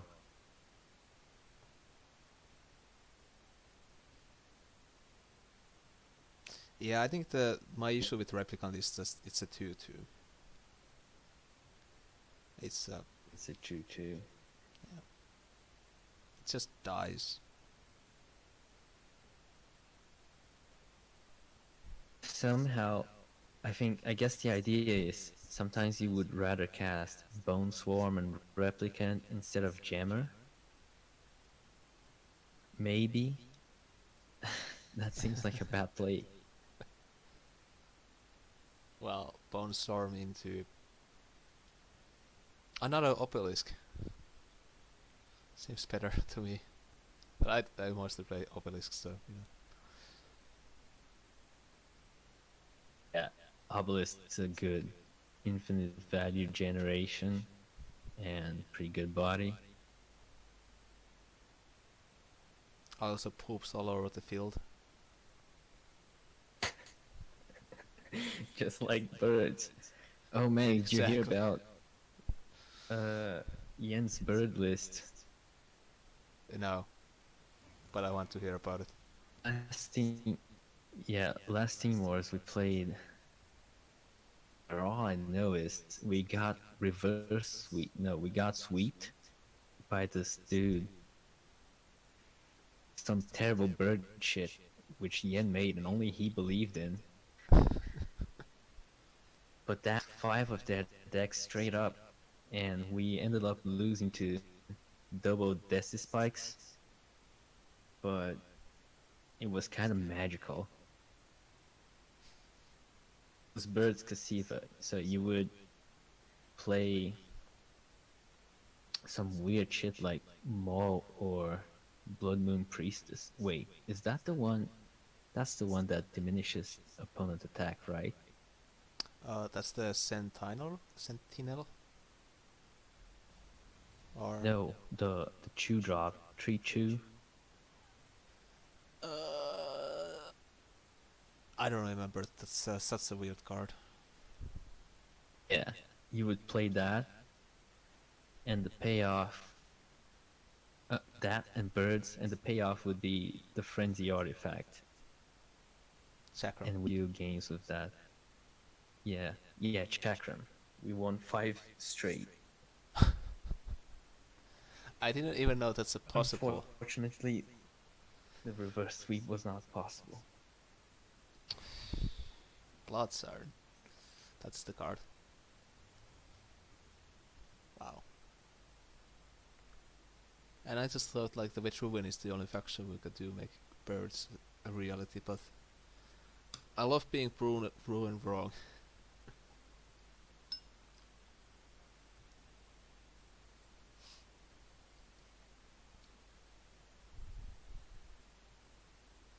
you could try it out yourself. Just ask Ian, which is Century Boy.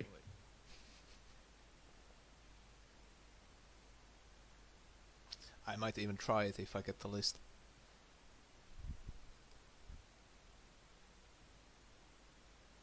So currently I have like a 10 wins on all my other factions that are not Vetruvian, so...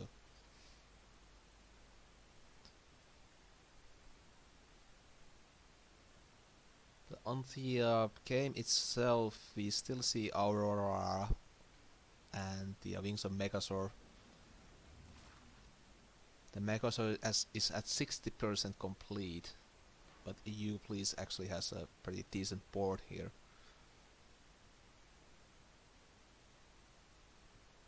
I think one of the interesting interactions here is that Aurora is often mistaken to only gain the buff by 1 attack minions, is actually 2 attack. Yep. So all the mech minions will buff it.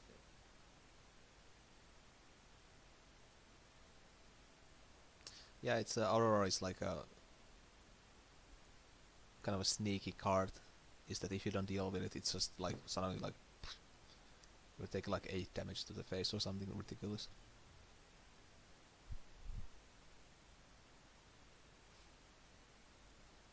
So in this case, Please has a pretty decent board clear. And he can still stall infinitely here.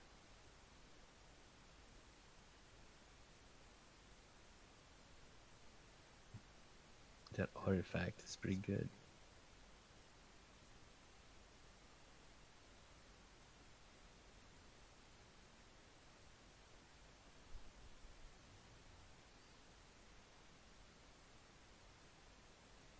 Yeah. Rooster said Rocky Headhunter also works in mech with all the OG. I have tried building Songhai mech with Araki. A mech guy, neither a Songhai guy. So that didn't go right.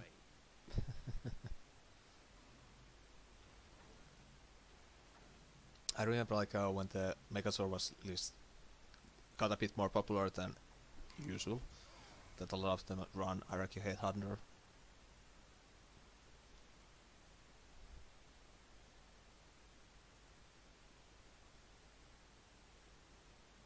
Like Araki, so it's like when a card has potential or continuous value generation, it's worth paying attention to.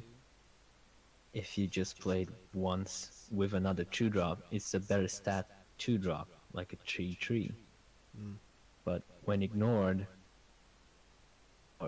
so theoretically, just like an obelisk, if ignored, will never die and keep gaining value.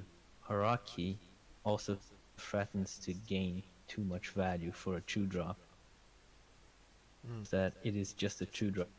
It will never save you if you top deck it.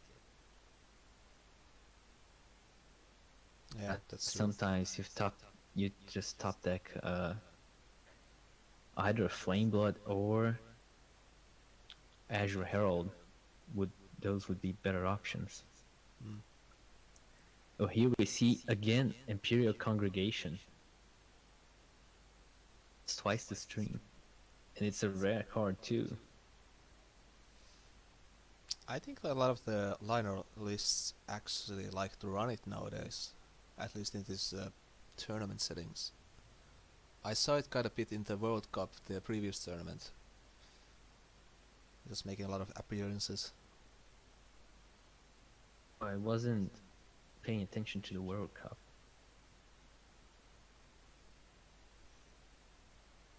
Do you know? It's interesting. Do you know which deck list was the most winning in the World Cup, or had the highest win rate? Because I can speak English. Don't. What was it? It was Abyssian, and it was Dying with Maiev. Ow. I think it had like 60% win rate. What? But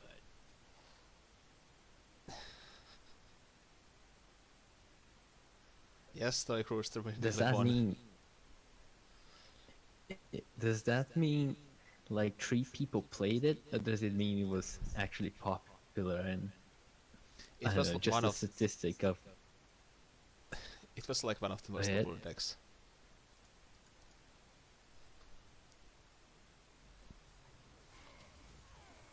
What I expected.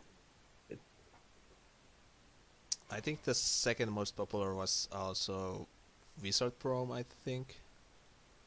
And a lot of people were trying to play Mantralists.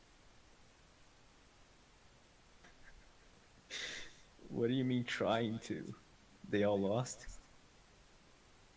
I think I only saw them winning on stream like one or twice.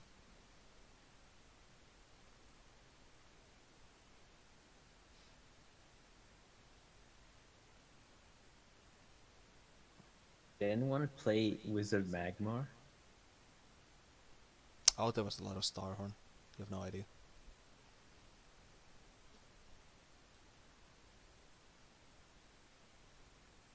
I think Starhorn was the most popular general on a second thought, yeah.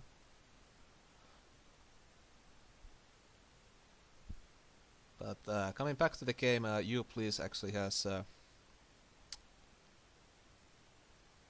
pretty solid position here.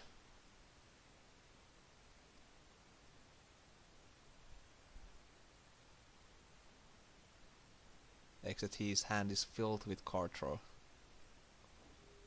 And not much offensive cards. Bounce the mech too, instead of dispelling it. So would that even be a bad turn to just play mech again? Mm.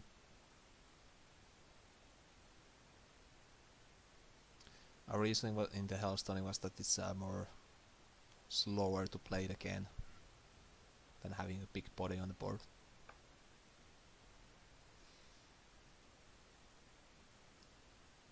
Stoic Rooster said that use deck feels old school, and it probably is a very old school budget list, because Duelyst doesn't have a lot of cards right now.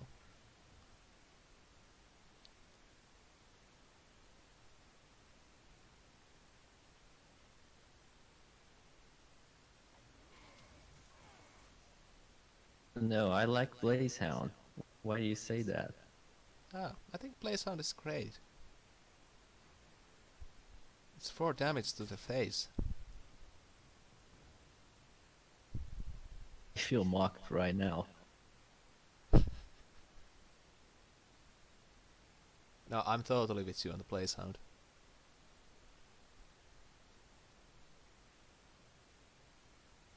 I think Stoic Rooster tried to wear me off Blazehound like several times.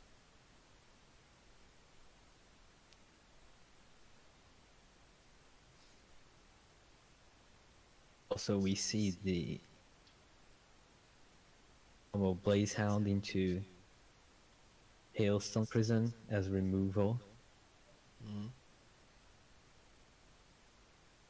You're running so many Sojourners, man. I don't... Oh, Jam...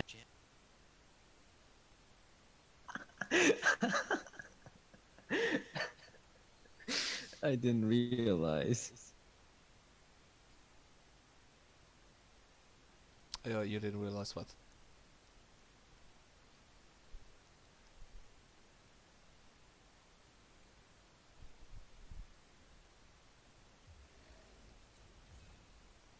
I don't like Sojourner. Do you like Sojourner?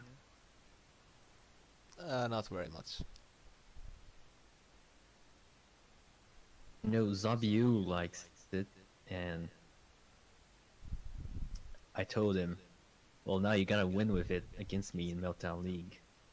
But then we never fought in Meltdown League. Very unfortunate for me.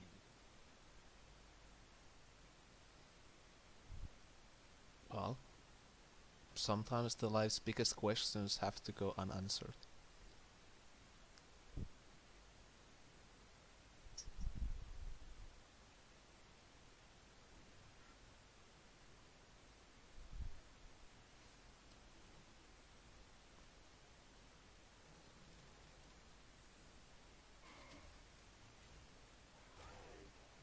Is Zombio playing the Steam Wars?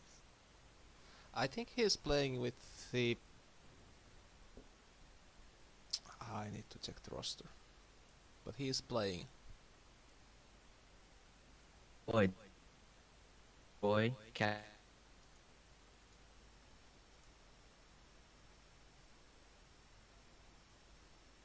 Pity.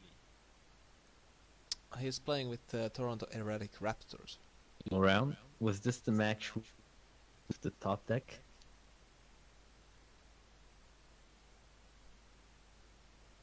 I think this match is the with the dog deck.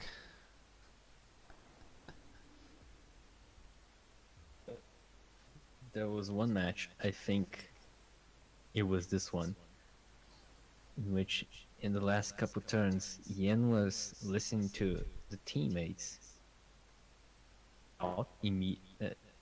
Cut out on them.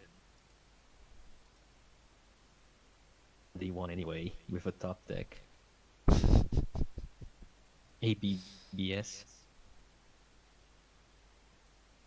Oh man. I have to say that felt pretty Much of the bad. complaints I hear. Oh. Much of the complaints players give is stuff like RNG or top decking. They mock, but I think that's against the spirit of a card game. Like, you will top deck. That's why you have a fucker. If you don't want that, go play chess. Yep.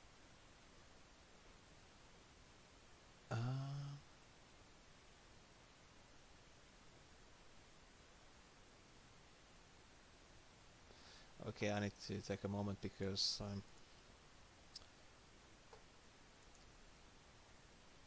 Mazer and Nif played against each other several times and with 50 million different decks that week.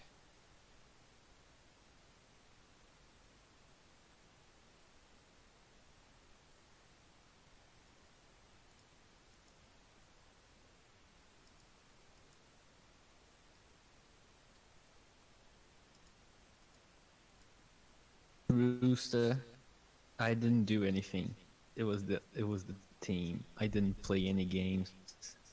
I will not be playing any games.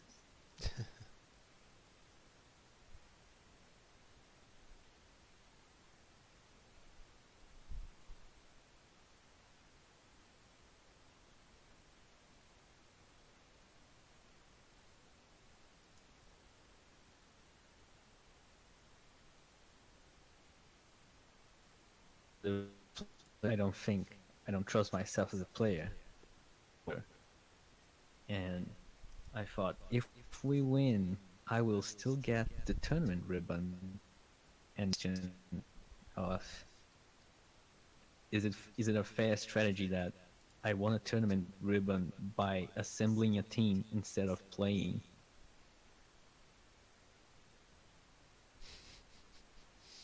I think all's fair in games and war and team wars.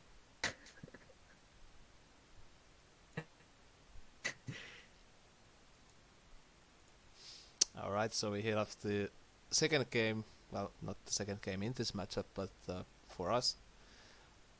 Neef, our glorious captain, versus Mazer, the legend, who is playing Vitruvian against Sidai.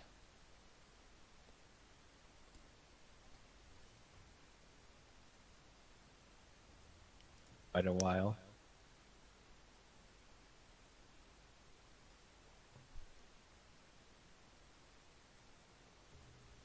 So who do you think is a favorite in this matchup?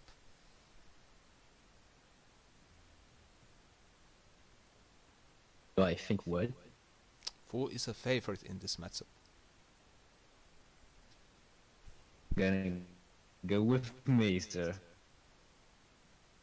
I think you're wrong. I think it's Neef.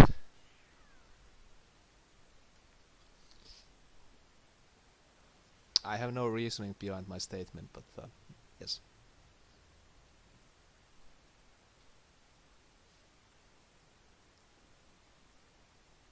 I have to say it's a very curious An interesting addition to have Yaxi in the list.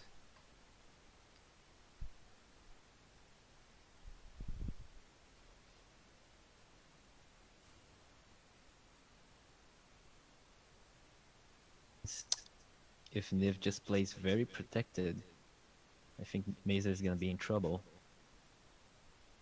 Which is probably going to be the case.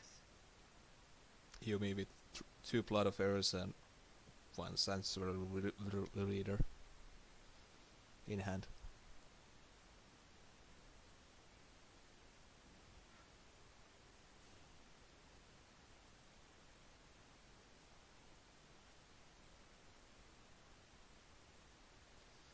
There's the Prismatic Illusionist, which kinda gives away Niv's game plan.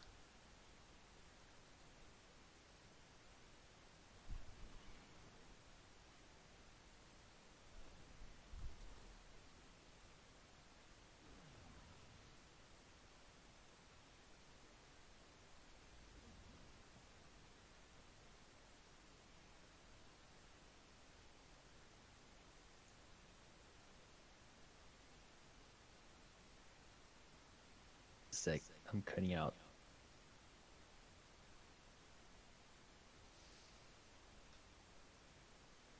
We also see Primus Fist, that Yaxi to clean up the Prismatic Illusionist.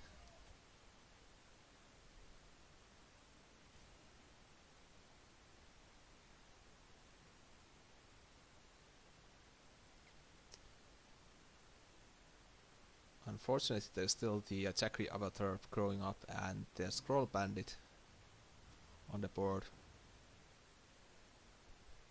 It kind of forces Mazer to play very defensively here, I would imagine. Hero Puppy Dragon was another card I had not seen in quite a while. And Mazer had played it against Rockin in a tournament. Last few games he played before he came back. He was running it, kept running it, even today. Think card, or what's your experience? I haven't seen it in a while. Have you? I have not seen it a whole lot. I think it makes some appearance in some kind of swarmy lists or promo lists, but to be honest, I have never seen it in a Vetruvian since the last time Mazer played. Yeah. Mazer played it against Rockin with a Revelist, which I thought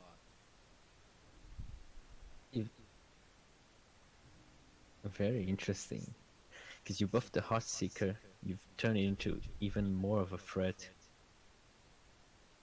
Of a killing edge. Just a 2-drop already threatens tempo. There's also another card you don't see a whole lot anymore, which is Falsius.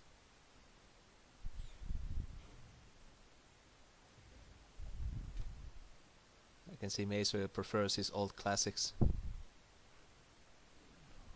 But yes, absolutely. When I don't know if you saw that, at some point in Meltdown chat, he looked at the lists of World Cup and he said, I don't believe in half those lists.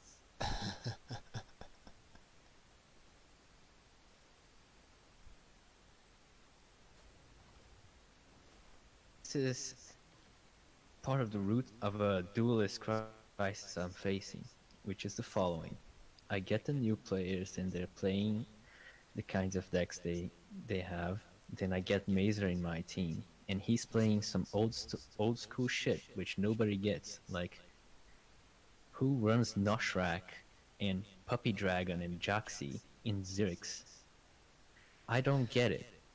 So to me it makes it seem like all cards work, no cards are bad, and then I try to play the cards and they don't work.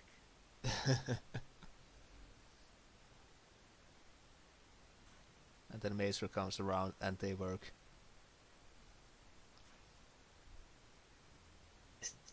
Exactly. In this match, I don't think they're working, but otherwise, Well, it's not the Cosvid. cards. It's the matchup. I can see that. No, it's also the player. Absolutely. Cosvid also makes some very incomprehensible deck lists.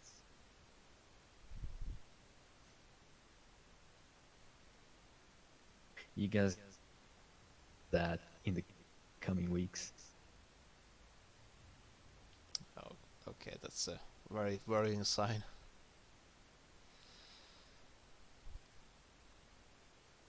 But Mesa does get a pretty nice corner there for himself. Trying to buff that Portal Guardian.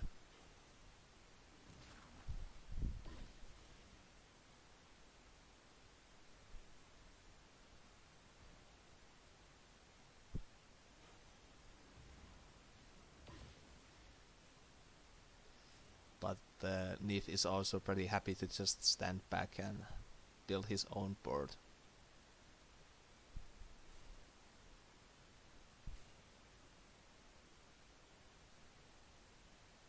And we see the falling of the Swarm King.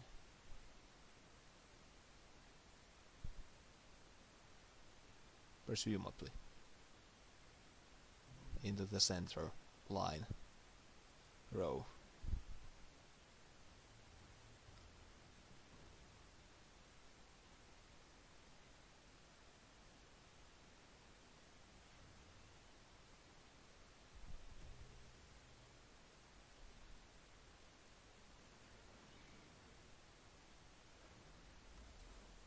Unfortunately for Mazer, it gets pretty easily answered by a one missed Dragon Seal from the Sparrowhawk,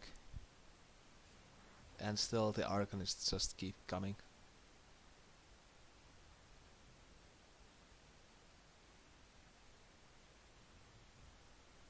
Studying the board.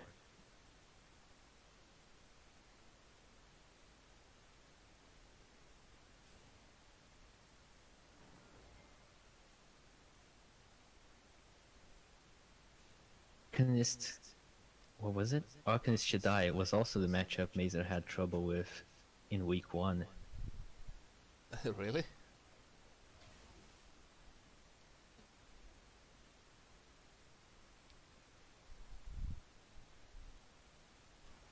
I mean, that's pretty unfortunate if you have to play Arcanist Shaddai twice.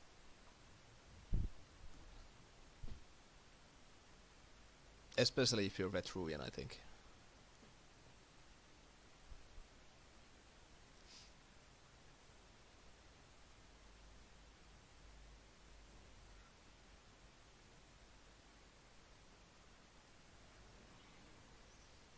We also see the return of the old beast.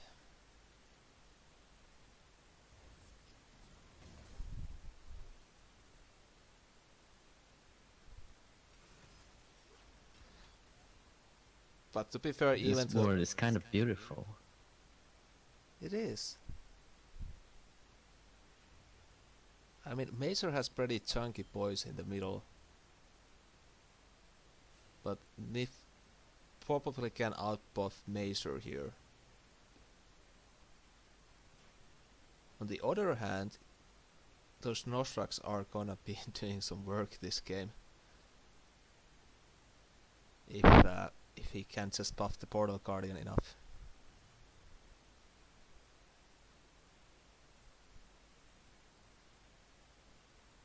Yeah, I don't think anyone's expecting those Noshrax.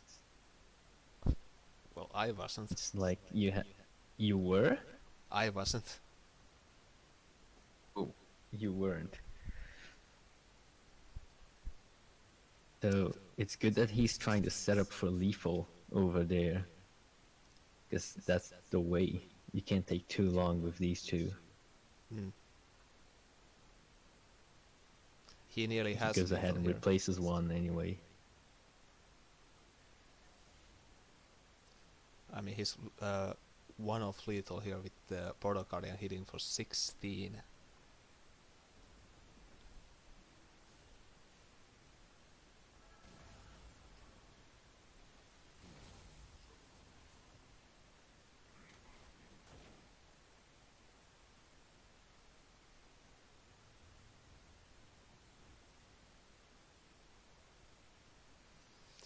If it's down to 1, and there's a lot of big guys on the board.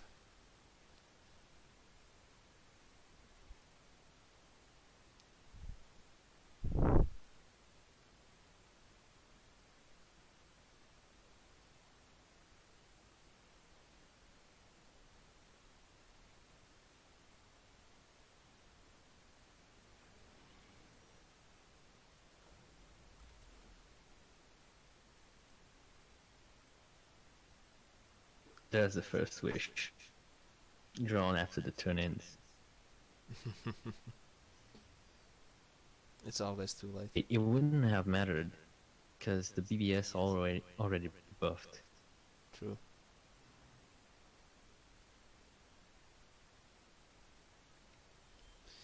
Nif is trying to get a lethal here.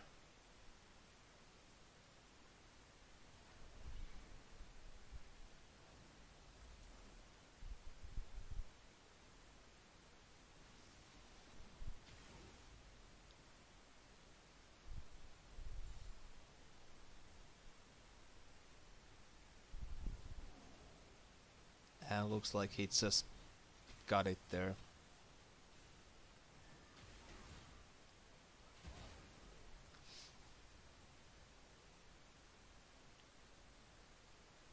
You know, like when that last turn was playing out and Nif said that he's gonna go for the lethal, and he said like he had the lethal, and then it turned out that it was like just right amount of damage. And well, I didn't manage to count it because I don't count that high.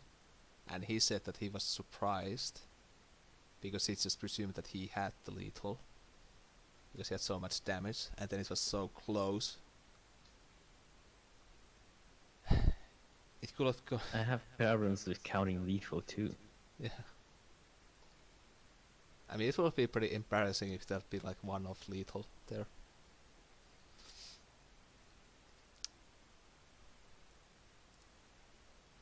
Alright. How are you doing with your energy levels? Energy? Yep. That cut out. How are you doing with your energy levels? Are you still up for more games? How many more games? Let's go one more. Alright. However many more. That number is like 30 or infinite. Well, it's closer to infinity, but we could move on to the last match of the set. I mean, last match of the last two teams going against each other.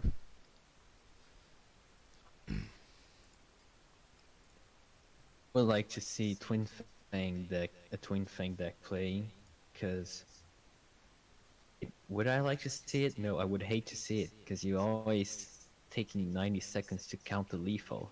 So no, I won't. No, don't play that.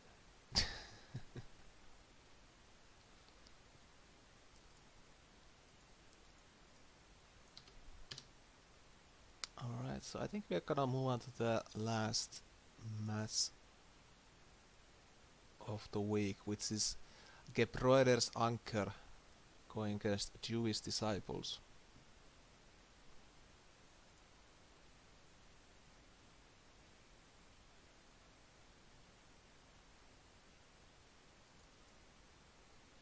So Duelyst Disciples is the very old team in Team Wars, right?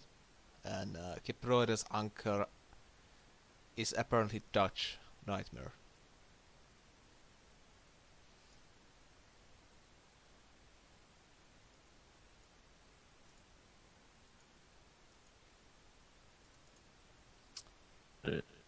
They got a bye in the first week, and at that point they had won every other match, every other week. I mean.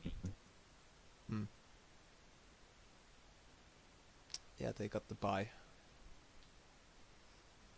As for the bans, Gebroeders Anker banned Lucent Beam, Greater Fortitude, Carrion Collector, Cryptographer, and Duelyst Disciples banned Saurian Finality, Celebrant, Sensor Reader, and EMP.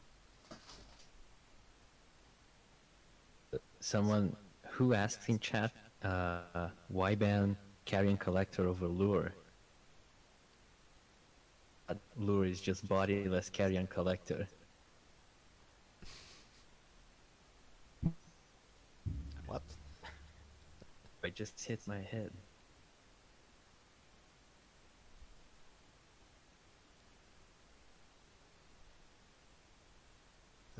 That Hello? Carrion Collector is a bodiless lure. Yes. Isn't it evident? Is it not the same? The very same card? Yes, I see it. It's the same card. How does that work? Well, because Lure won't body block and it only deals 1 damage, right? So banning Carrion is better, right? Sure. Yes, I am the genius. I'd like to see this Lucent Beam ban. Heal Lionar. How is it performing? I haven't seen it in the entirety of Team Wars. Is anyone playing Heal Lionar? I have not seen a single one. Who was it that they lost? Oh, actually, it was a Titan ban, wasn't it? The perma ban. There was a Titan ban. I can show the show all the bans with Zodic's Charm, Sunrise Cleric, Mitron Wanderer, Fault, and Titan. So Sunrise Cleric was banned, but that didn't stop people playing Healer in the World Cup, where it was banned as well. Right. Lionar bans. Now I like that. I hate Lionar.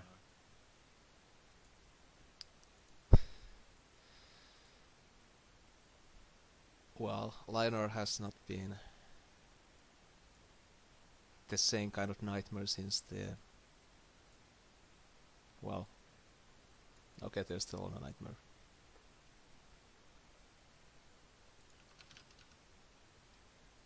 Oh, my Okay, beautiful so obelisks. Non-Verber asks what the name means. It's Anchor Brothers. I saw the explanation in Meltdown League. One man carrying the rest of the team was an Anan. Also, thanks, Rooster.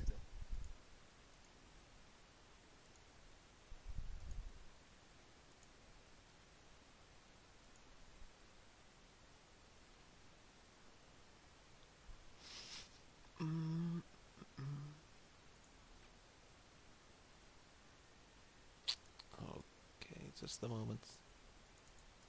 There's this issue with people playing Undercard. live games. Ooh. Yes, people are playing Duelyst. What a problem. Yeah, you were saying? The card I'm surprised to see, actually to not see often, is, what's it called? Saurian Finality. That was banned once. And it was this ban. Yep. Still a strong card. Why aren't people playing it? I think it might have something to do with because if you're playing it, then everybody kind of knows that you're playing it, and they can play around it. But I don't know. And also it's not the same oomph as it was when it was 7 mana. Another nightmare.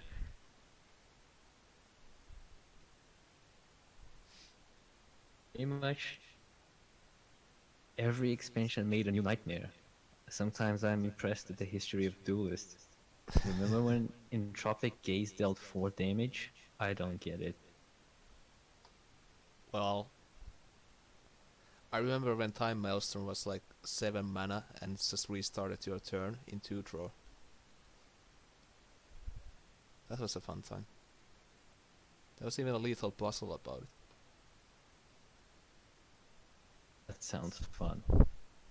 It was super fun. I would like to have been there.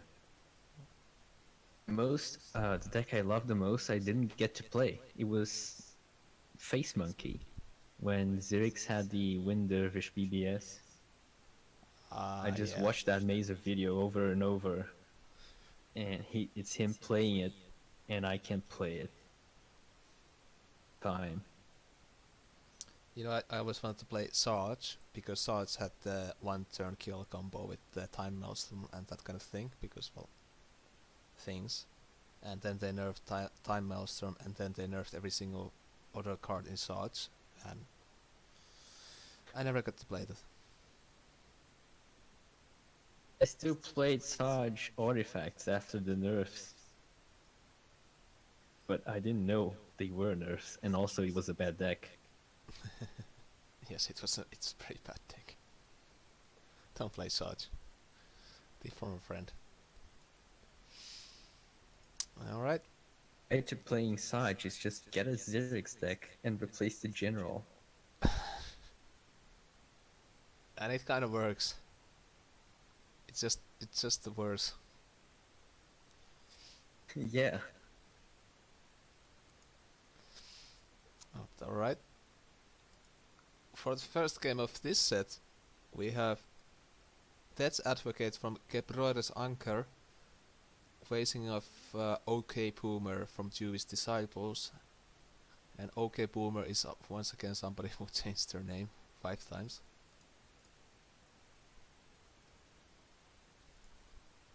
Death's Advocate returning, not in Reaper's army. I guess his team disbanded. Yeah. I know 4LW is too busy studying philosophy, and that's the extent of my knowledge. Well, I think if you're playing Duelist, you're already studying philosophy or the mind, in a sense. Well, I absolutely agree, actually. I have that. You have read a whole book about it, I guess. What? I guess you have already written the book about it. No, not yet. Like this. All the rules for one to be able to live well are contained within the card game. The card game is the perfect model. You know how to play a card game, you will do well in life. Because it's the same principle every time, right? Like value trading. Let's give a simple example. If you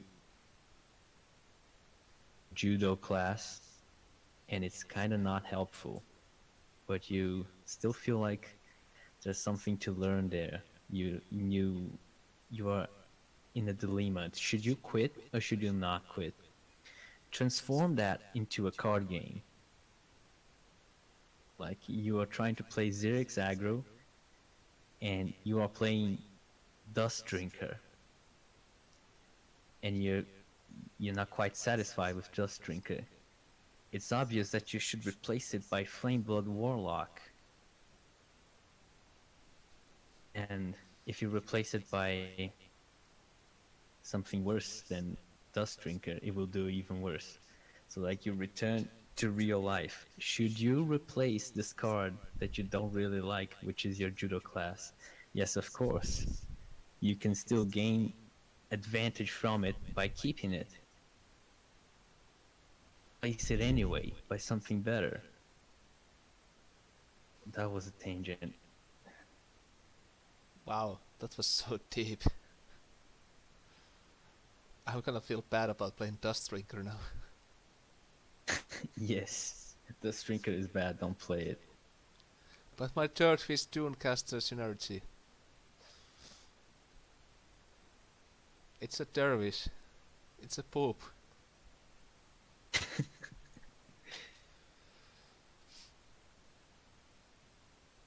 Let's play another obelisk.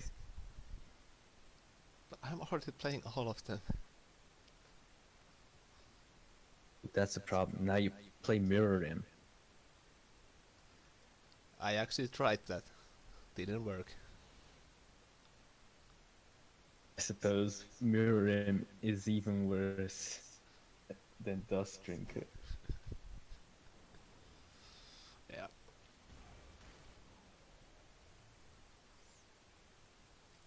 But here we have 6/6 Gravity Well showing up out of nowhere.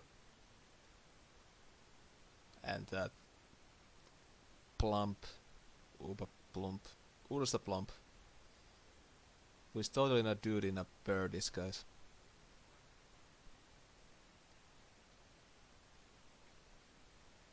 This one strong opening by Death's Advocate. Yeah. Provoke with, what did he cast? Cryonic Potential. Cryonic Potential.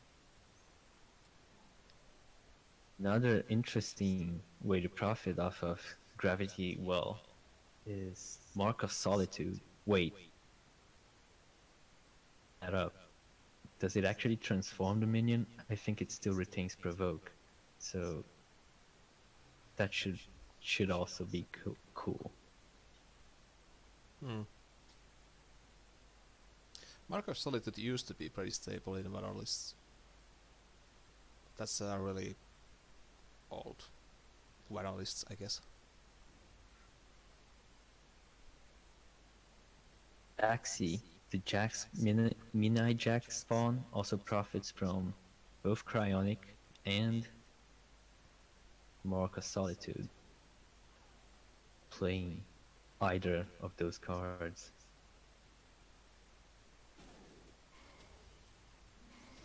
Ajax used to be very popular in Valor lists.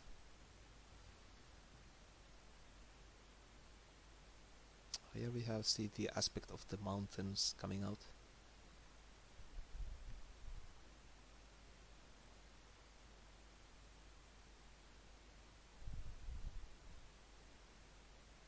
So cruise to say they actually got it from Corset briefly in the time of rotation. Yeah, makes sense. By the way, does any mode, like, was it good? Who? Zero. Which one? Fifth mode. Death mode. Fifth. The one with motive factions.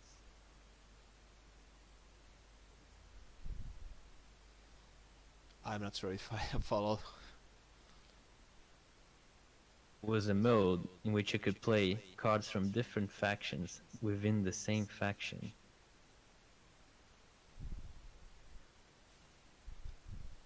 In Duelyst? A Rift? Yeah. Right. Rift, yes. Yes. Yes, Korsvit, thank you.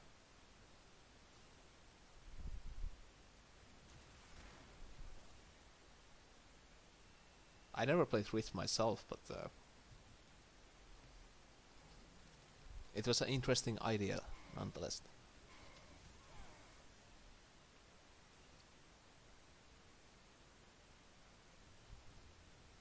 Was a weak turn for Lionor. Advantage here. Is to not replace that BBS.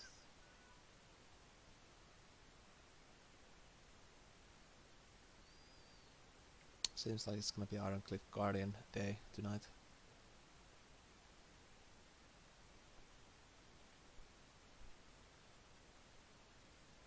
No Chaser is another interesting card that combos well with, what's his name? Shiropuppy Dragon. Because having a true one is one thing, one is another. Like, even though people say Flameblood Warlock is a bad body, it still trades Queenie into a true drop. And a 3/1 like Snow Chaser and Puppy Dragon, you see that it's not actually that bad. It's almost like an obelisk. True.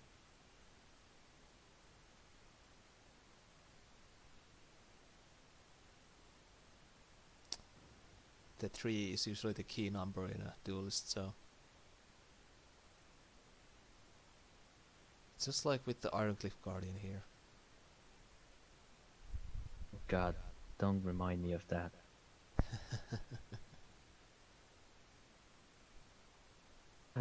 Oh my god.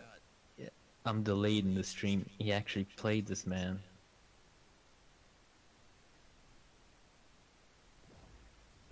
Cliff Guardian was at some point my most hated card. It just fell out of popular.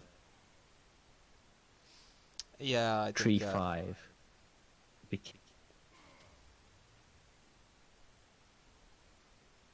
I think the Ironcliff Guardian kind of suffered when the mid-range tempo Lioner came a thing.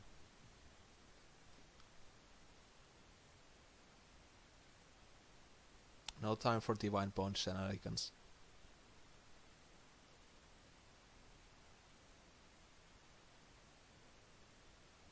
I'm impressed Death's Advocate is protecting that mentor so far away. Like, wouldn't you want it kind of close? 3 damage, which is actually 6 damage maybe. Hmm.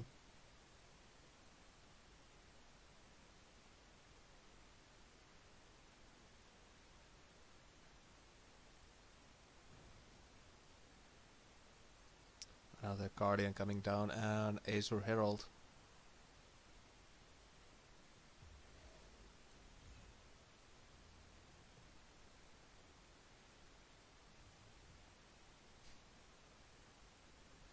Which means that Death's Advocate can't push too much face damage here.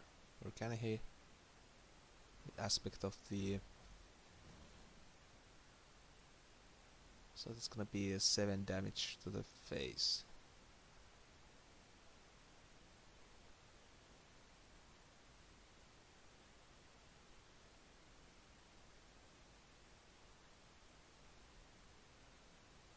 Aspect of the Mountains is another forgotten card. For some reason, I have no idea why. It seems pretty good. I have never seen it played. Outside tournaments, that is. True.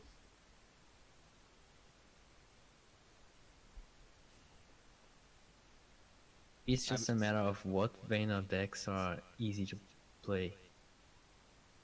Like, you would rather go for Ice Age Wake, an aspect of the Mountains. I don't know.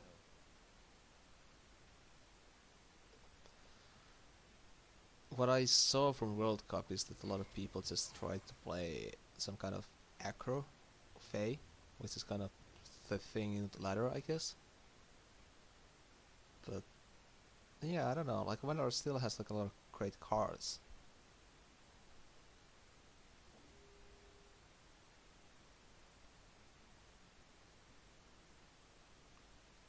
Nobody has actually just compiled the best of the best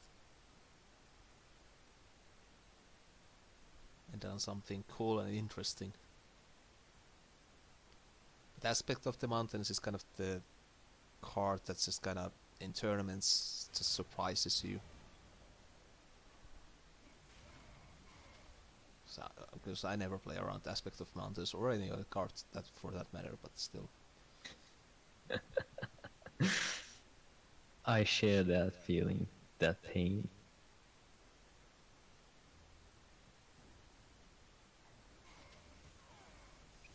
And OK Boomer takes a loss against Death's Advocate.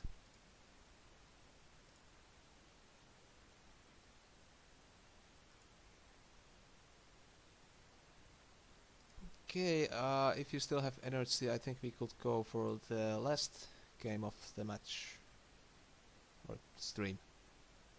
Yeah, sure. Excellent.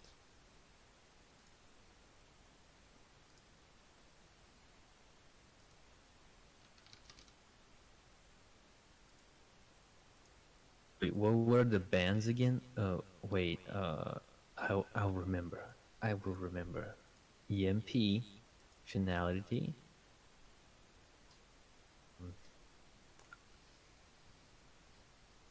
Arian collector. Correct? I I give up. That's enough. We talked about one more card at the list.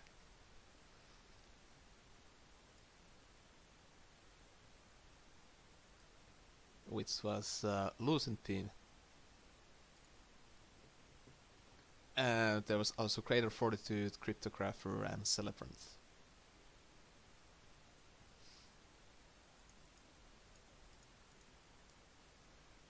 Yes, I again forgot the card I hate. Wait. Stuff. Saying card games have something to do with the mind, because it always happens with the Lionar stuff. With me, I forget. The trauma makes you forget. Yes. Also, maybe kind of weird, but there's like this esoteric system which analyzes the body as a reflection of the mind. Like the diseases of the body are symptoms of the mind.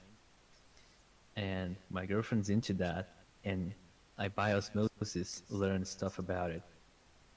So I was thinking, if I were to develop that system, it could also apply to card games. Like the decks you play reflect your mind in the same way diseases reflect your mind.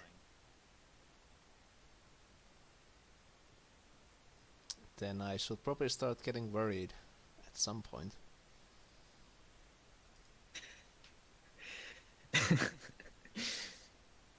I think everyone playing Duelyst get worried, get scanned for cancer. Playing Duelyst is a symptom of cancer. Eating is also. Speaking of cancer, we have Death's Advocate facing off Sipon, who's playing Abyssian and not Magmar. As is usual. Sibon is that one with 1,000 magma ribbons. 39.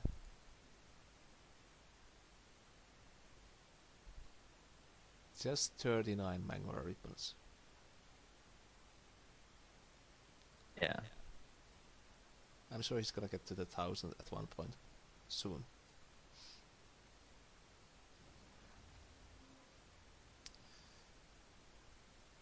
But there's the Nether Summoning and the Old Beast in hand. That's a weird combination. That is a pretty weird combination.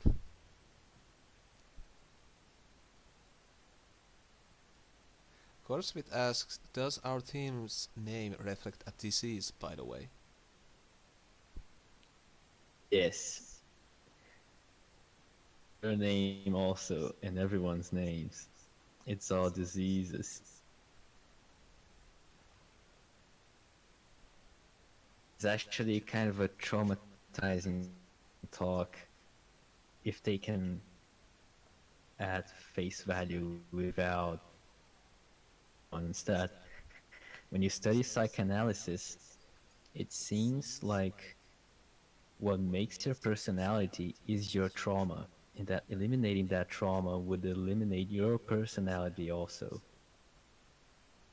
The first thing, when the baby learns that there are things beyond, that there is a divide between the self and the world, that's when the first trauma happens.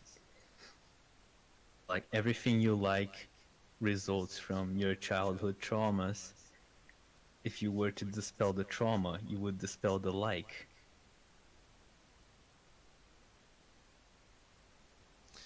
So let me get this straight. So if you dispel silver card Guardian, you cease to exist. No way. I guess.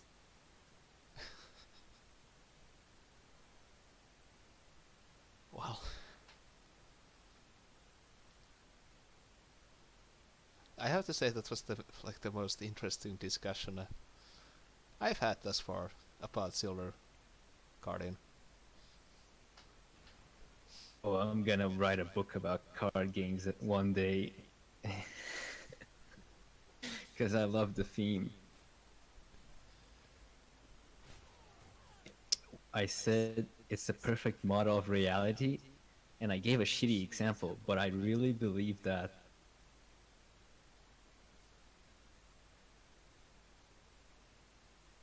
Death's Advocate making a weird play there with the four mana removal. Yeah, the Cry Genius on the Lightbender.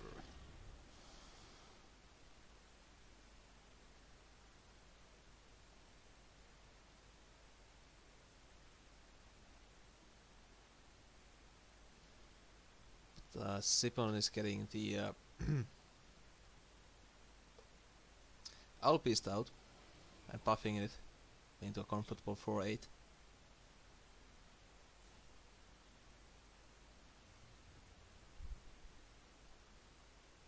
But his hand is very full of nothing right now.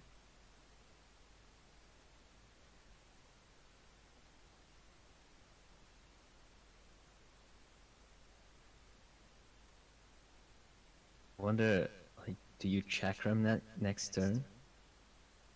That's kind of greedy. Well, But I guess you also, kinda have to. yeah, greedy pays off sometimes. Hmm.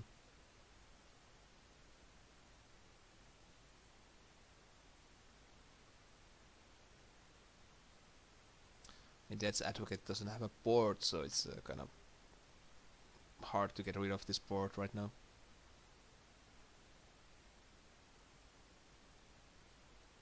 Yeah, that was weird that he didn't develop the board last turn. He just answered the 3/3 with a 4 mana spell.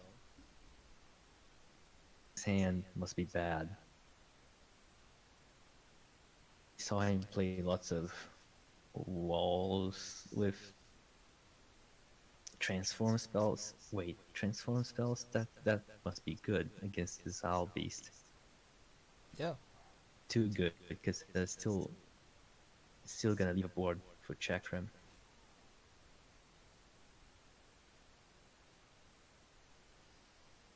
There's this double PPS from the Bloodbound Mentor coming out from Death's Advocate, which is kind of telltale sign that somebody's having a rough game.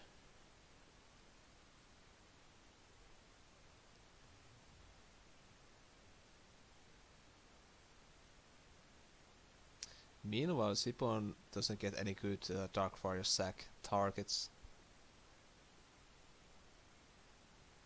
Yeah.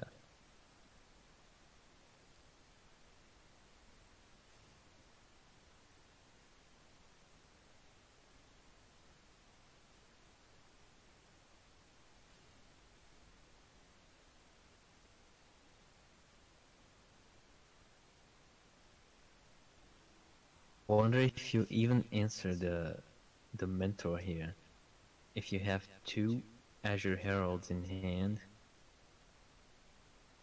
guess the mentor will ping your artifact off way too fast, but I'm tempted to get greedy.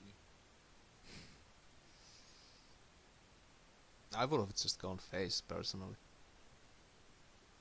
But it kind of feels pretty empty because it's just you don't actually develop anything to go with that.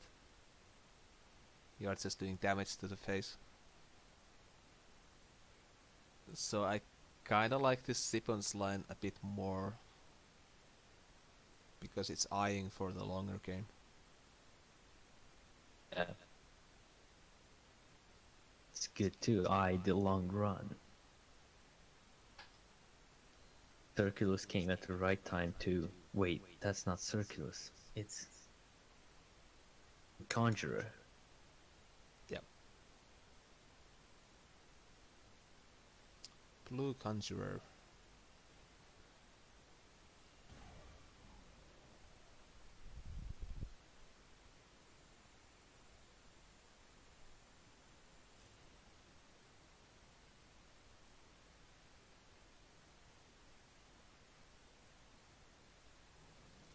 3 heralds on the board.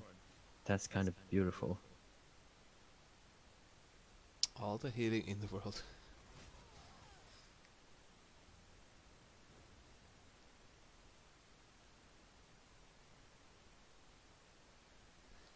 Well, now it's... I'd be tempted to play the Blue Conjurer here, personally.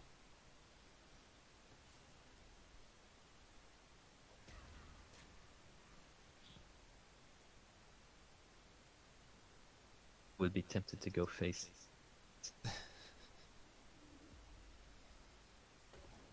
Well, that will have been a 9, 16, 18 damage. I mean, if you conjure a BBS, you still maintain the advantage. This is actually some Art of War shit right here. Like, if you are winning, you need to cover your weaknesses instead of pushing face, because in the battle of attrition, you will win anyway, so there's no rush. Whereas if you take the risk, that's the only way you're gonna lose.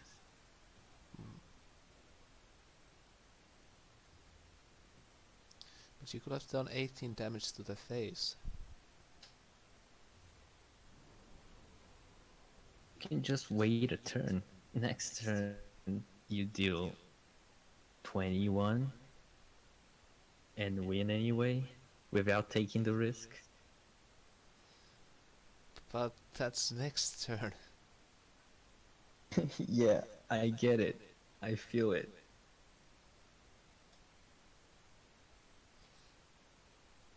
Well, there's an error summoning.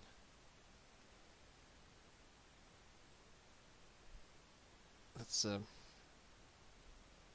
cards you don't see too often nowadays.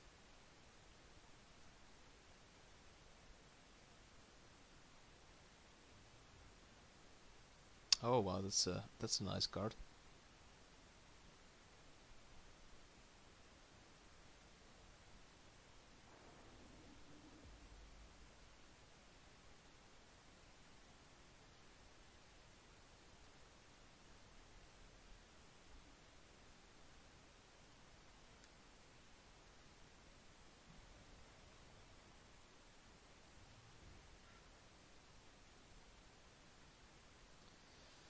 And the Siphon gets the whole beast back.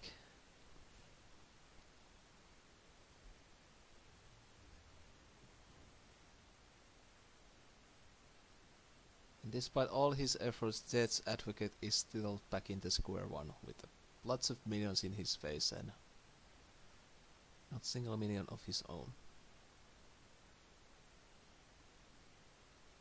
Yeah, that's the problem with Enfeeble before the 9 mana, Enfeeble into Scorn. That you deal with the new minions cast. Hmm.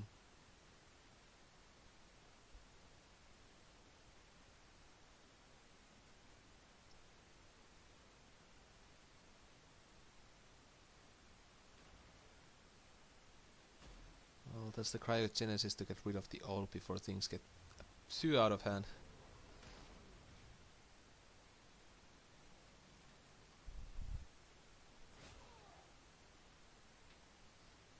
But I think this will be lethal with Chakram. Yeah. Cryogenesis was another spell that disappeared after the nerf, but is apparently still good. Mazer plays it. I mean, what does Mazer not play at this point? True. It's gonna get worse this week. Pay attention to the deck. This is coming. I'll look forward to the next week. Alright, so that's Siphon crushing Death's Advocate. That's also gonna be the end of this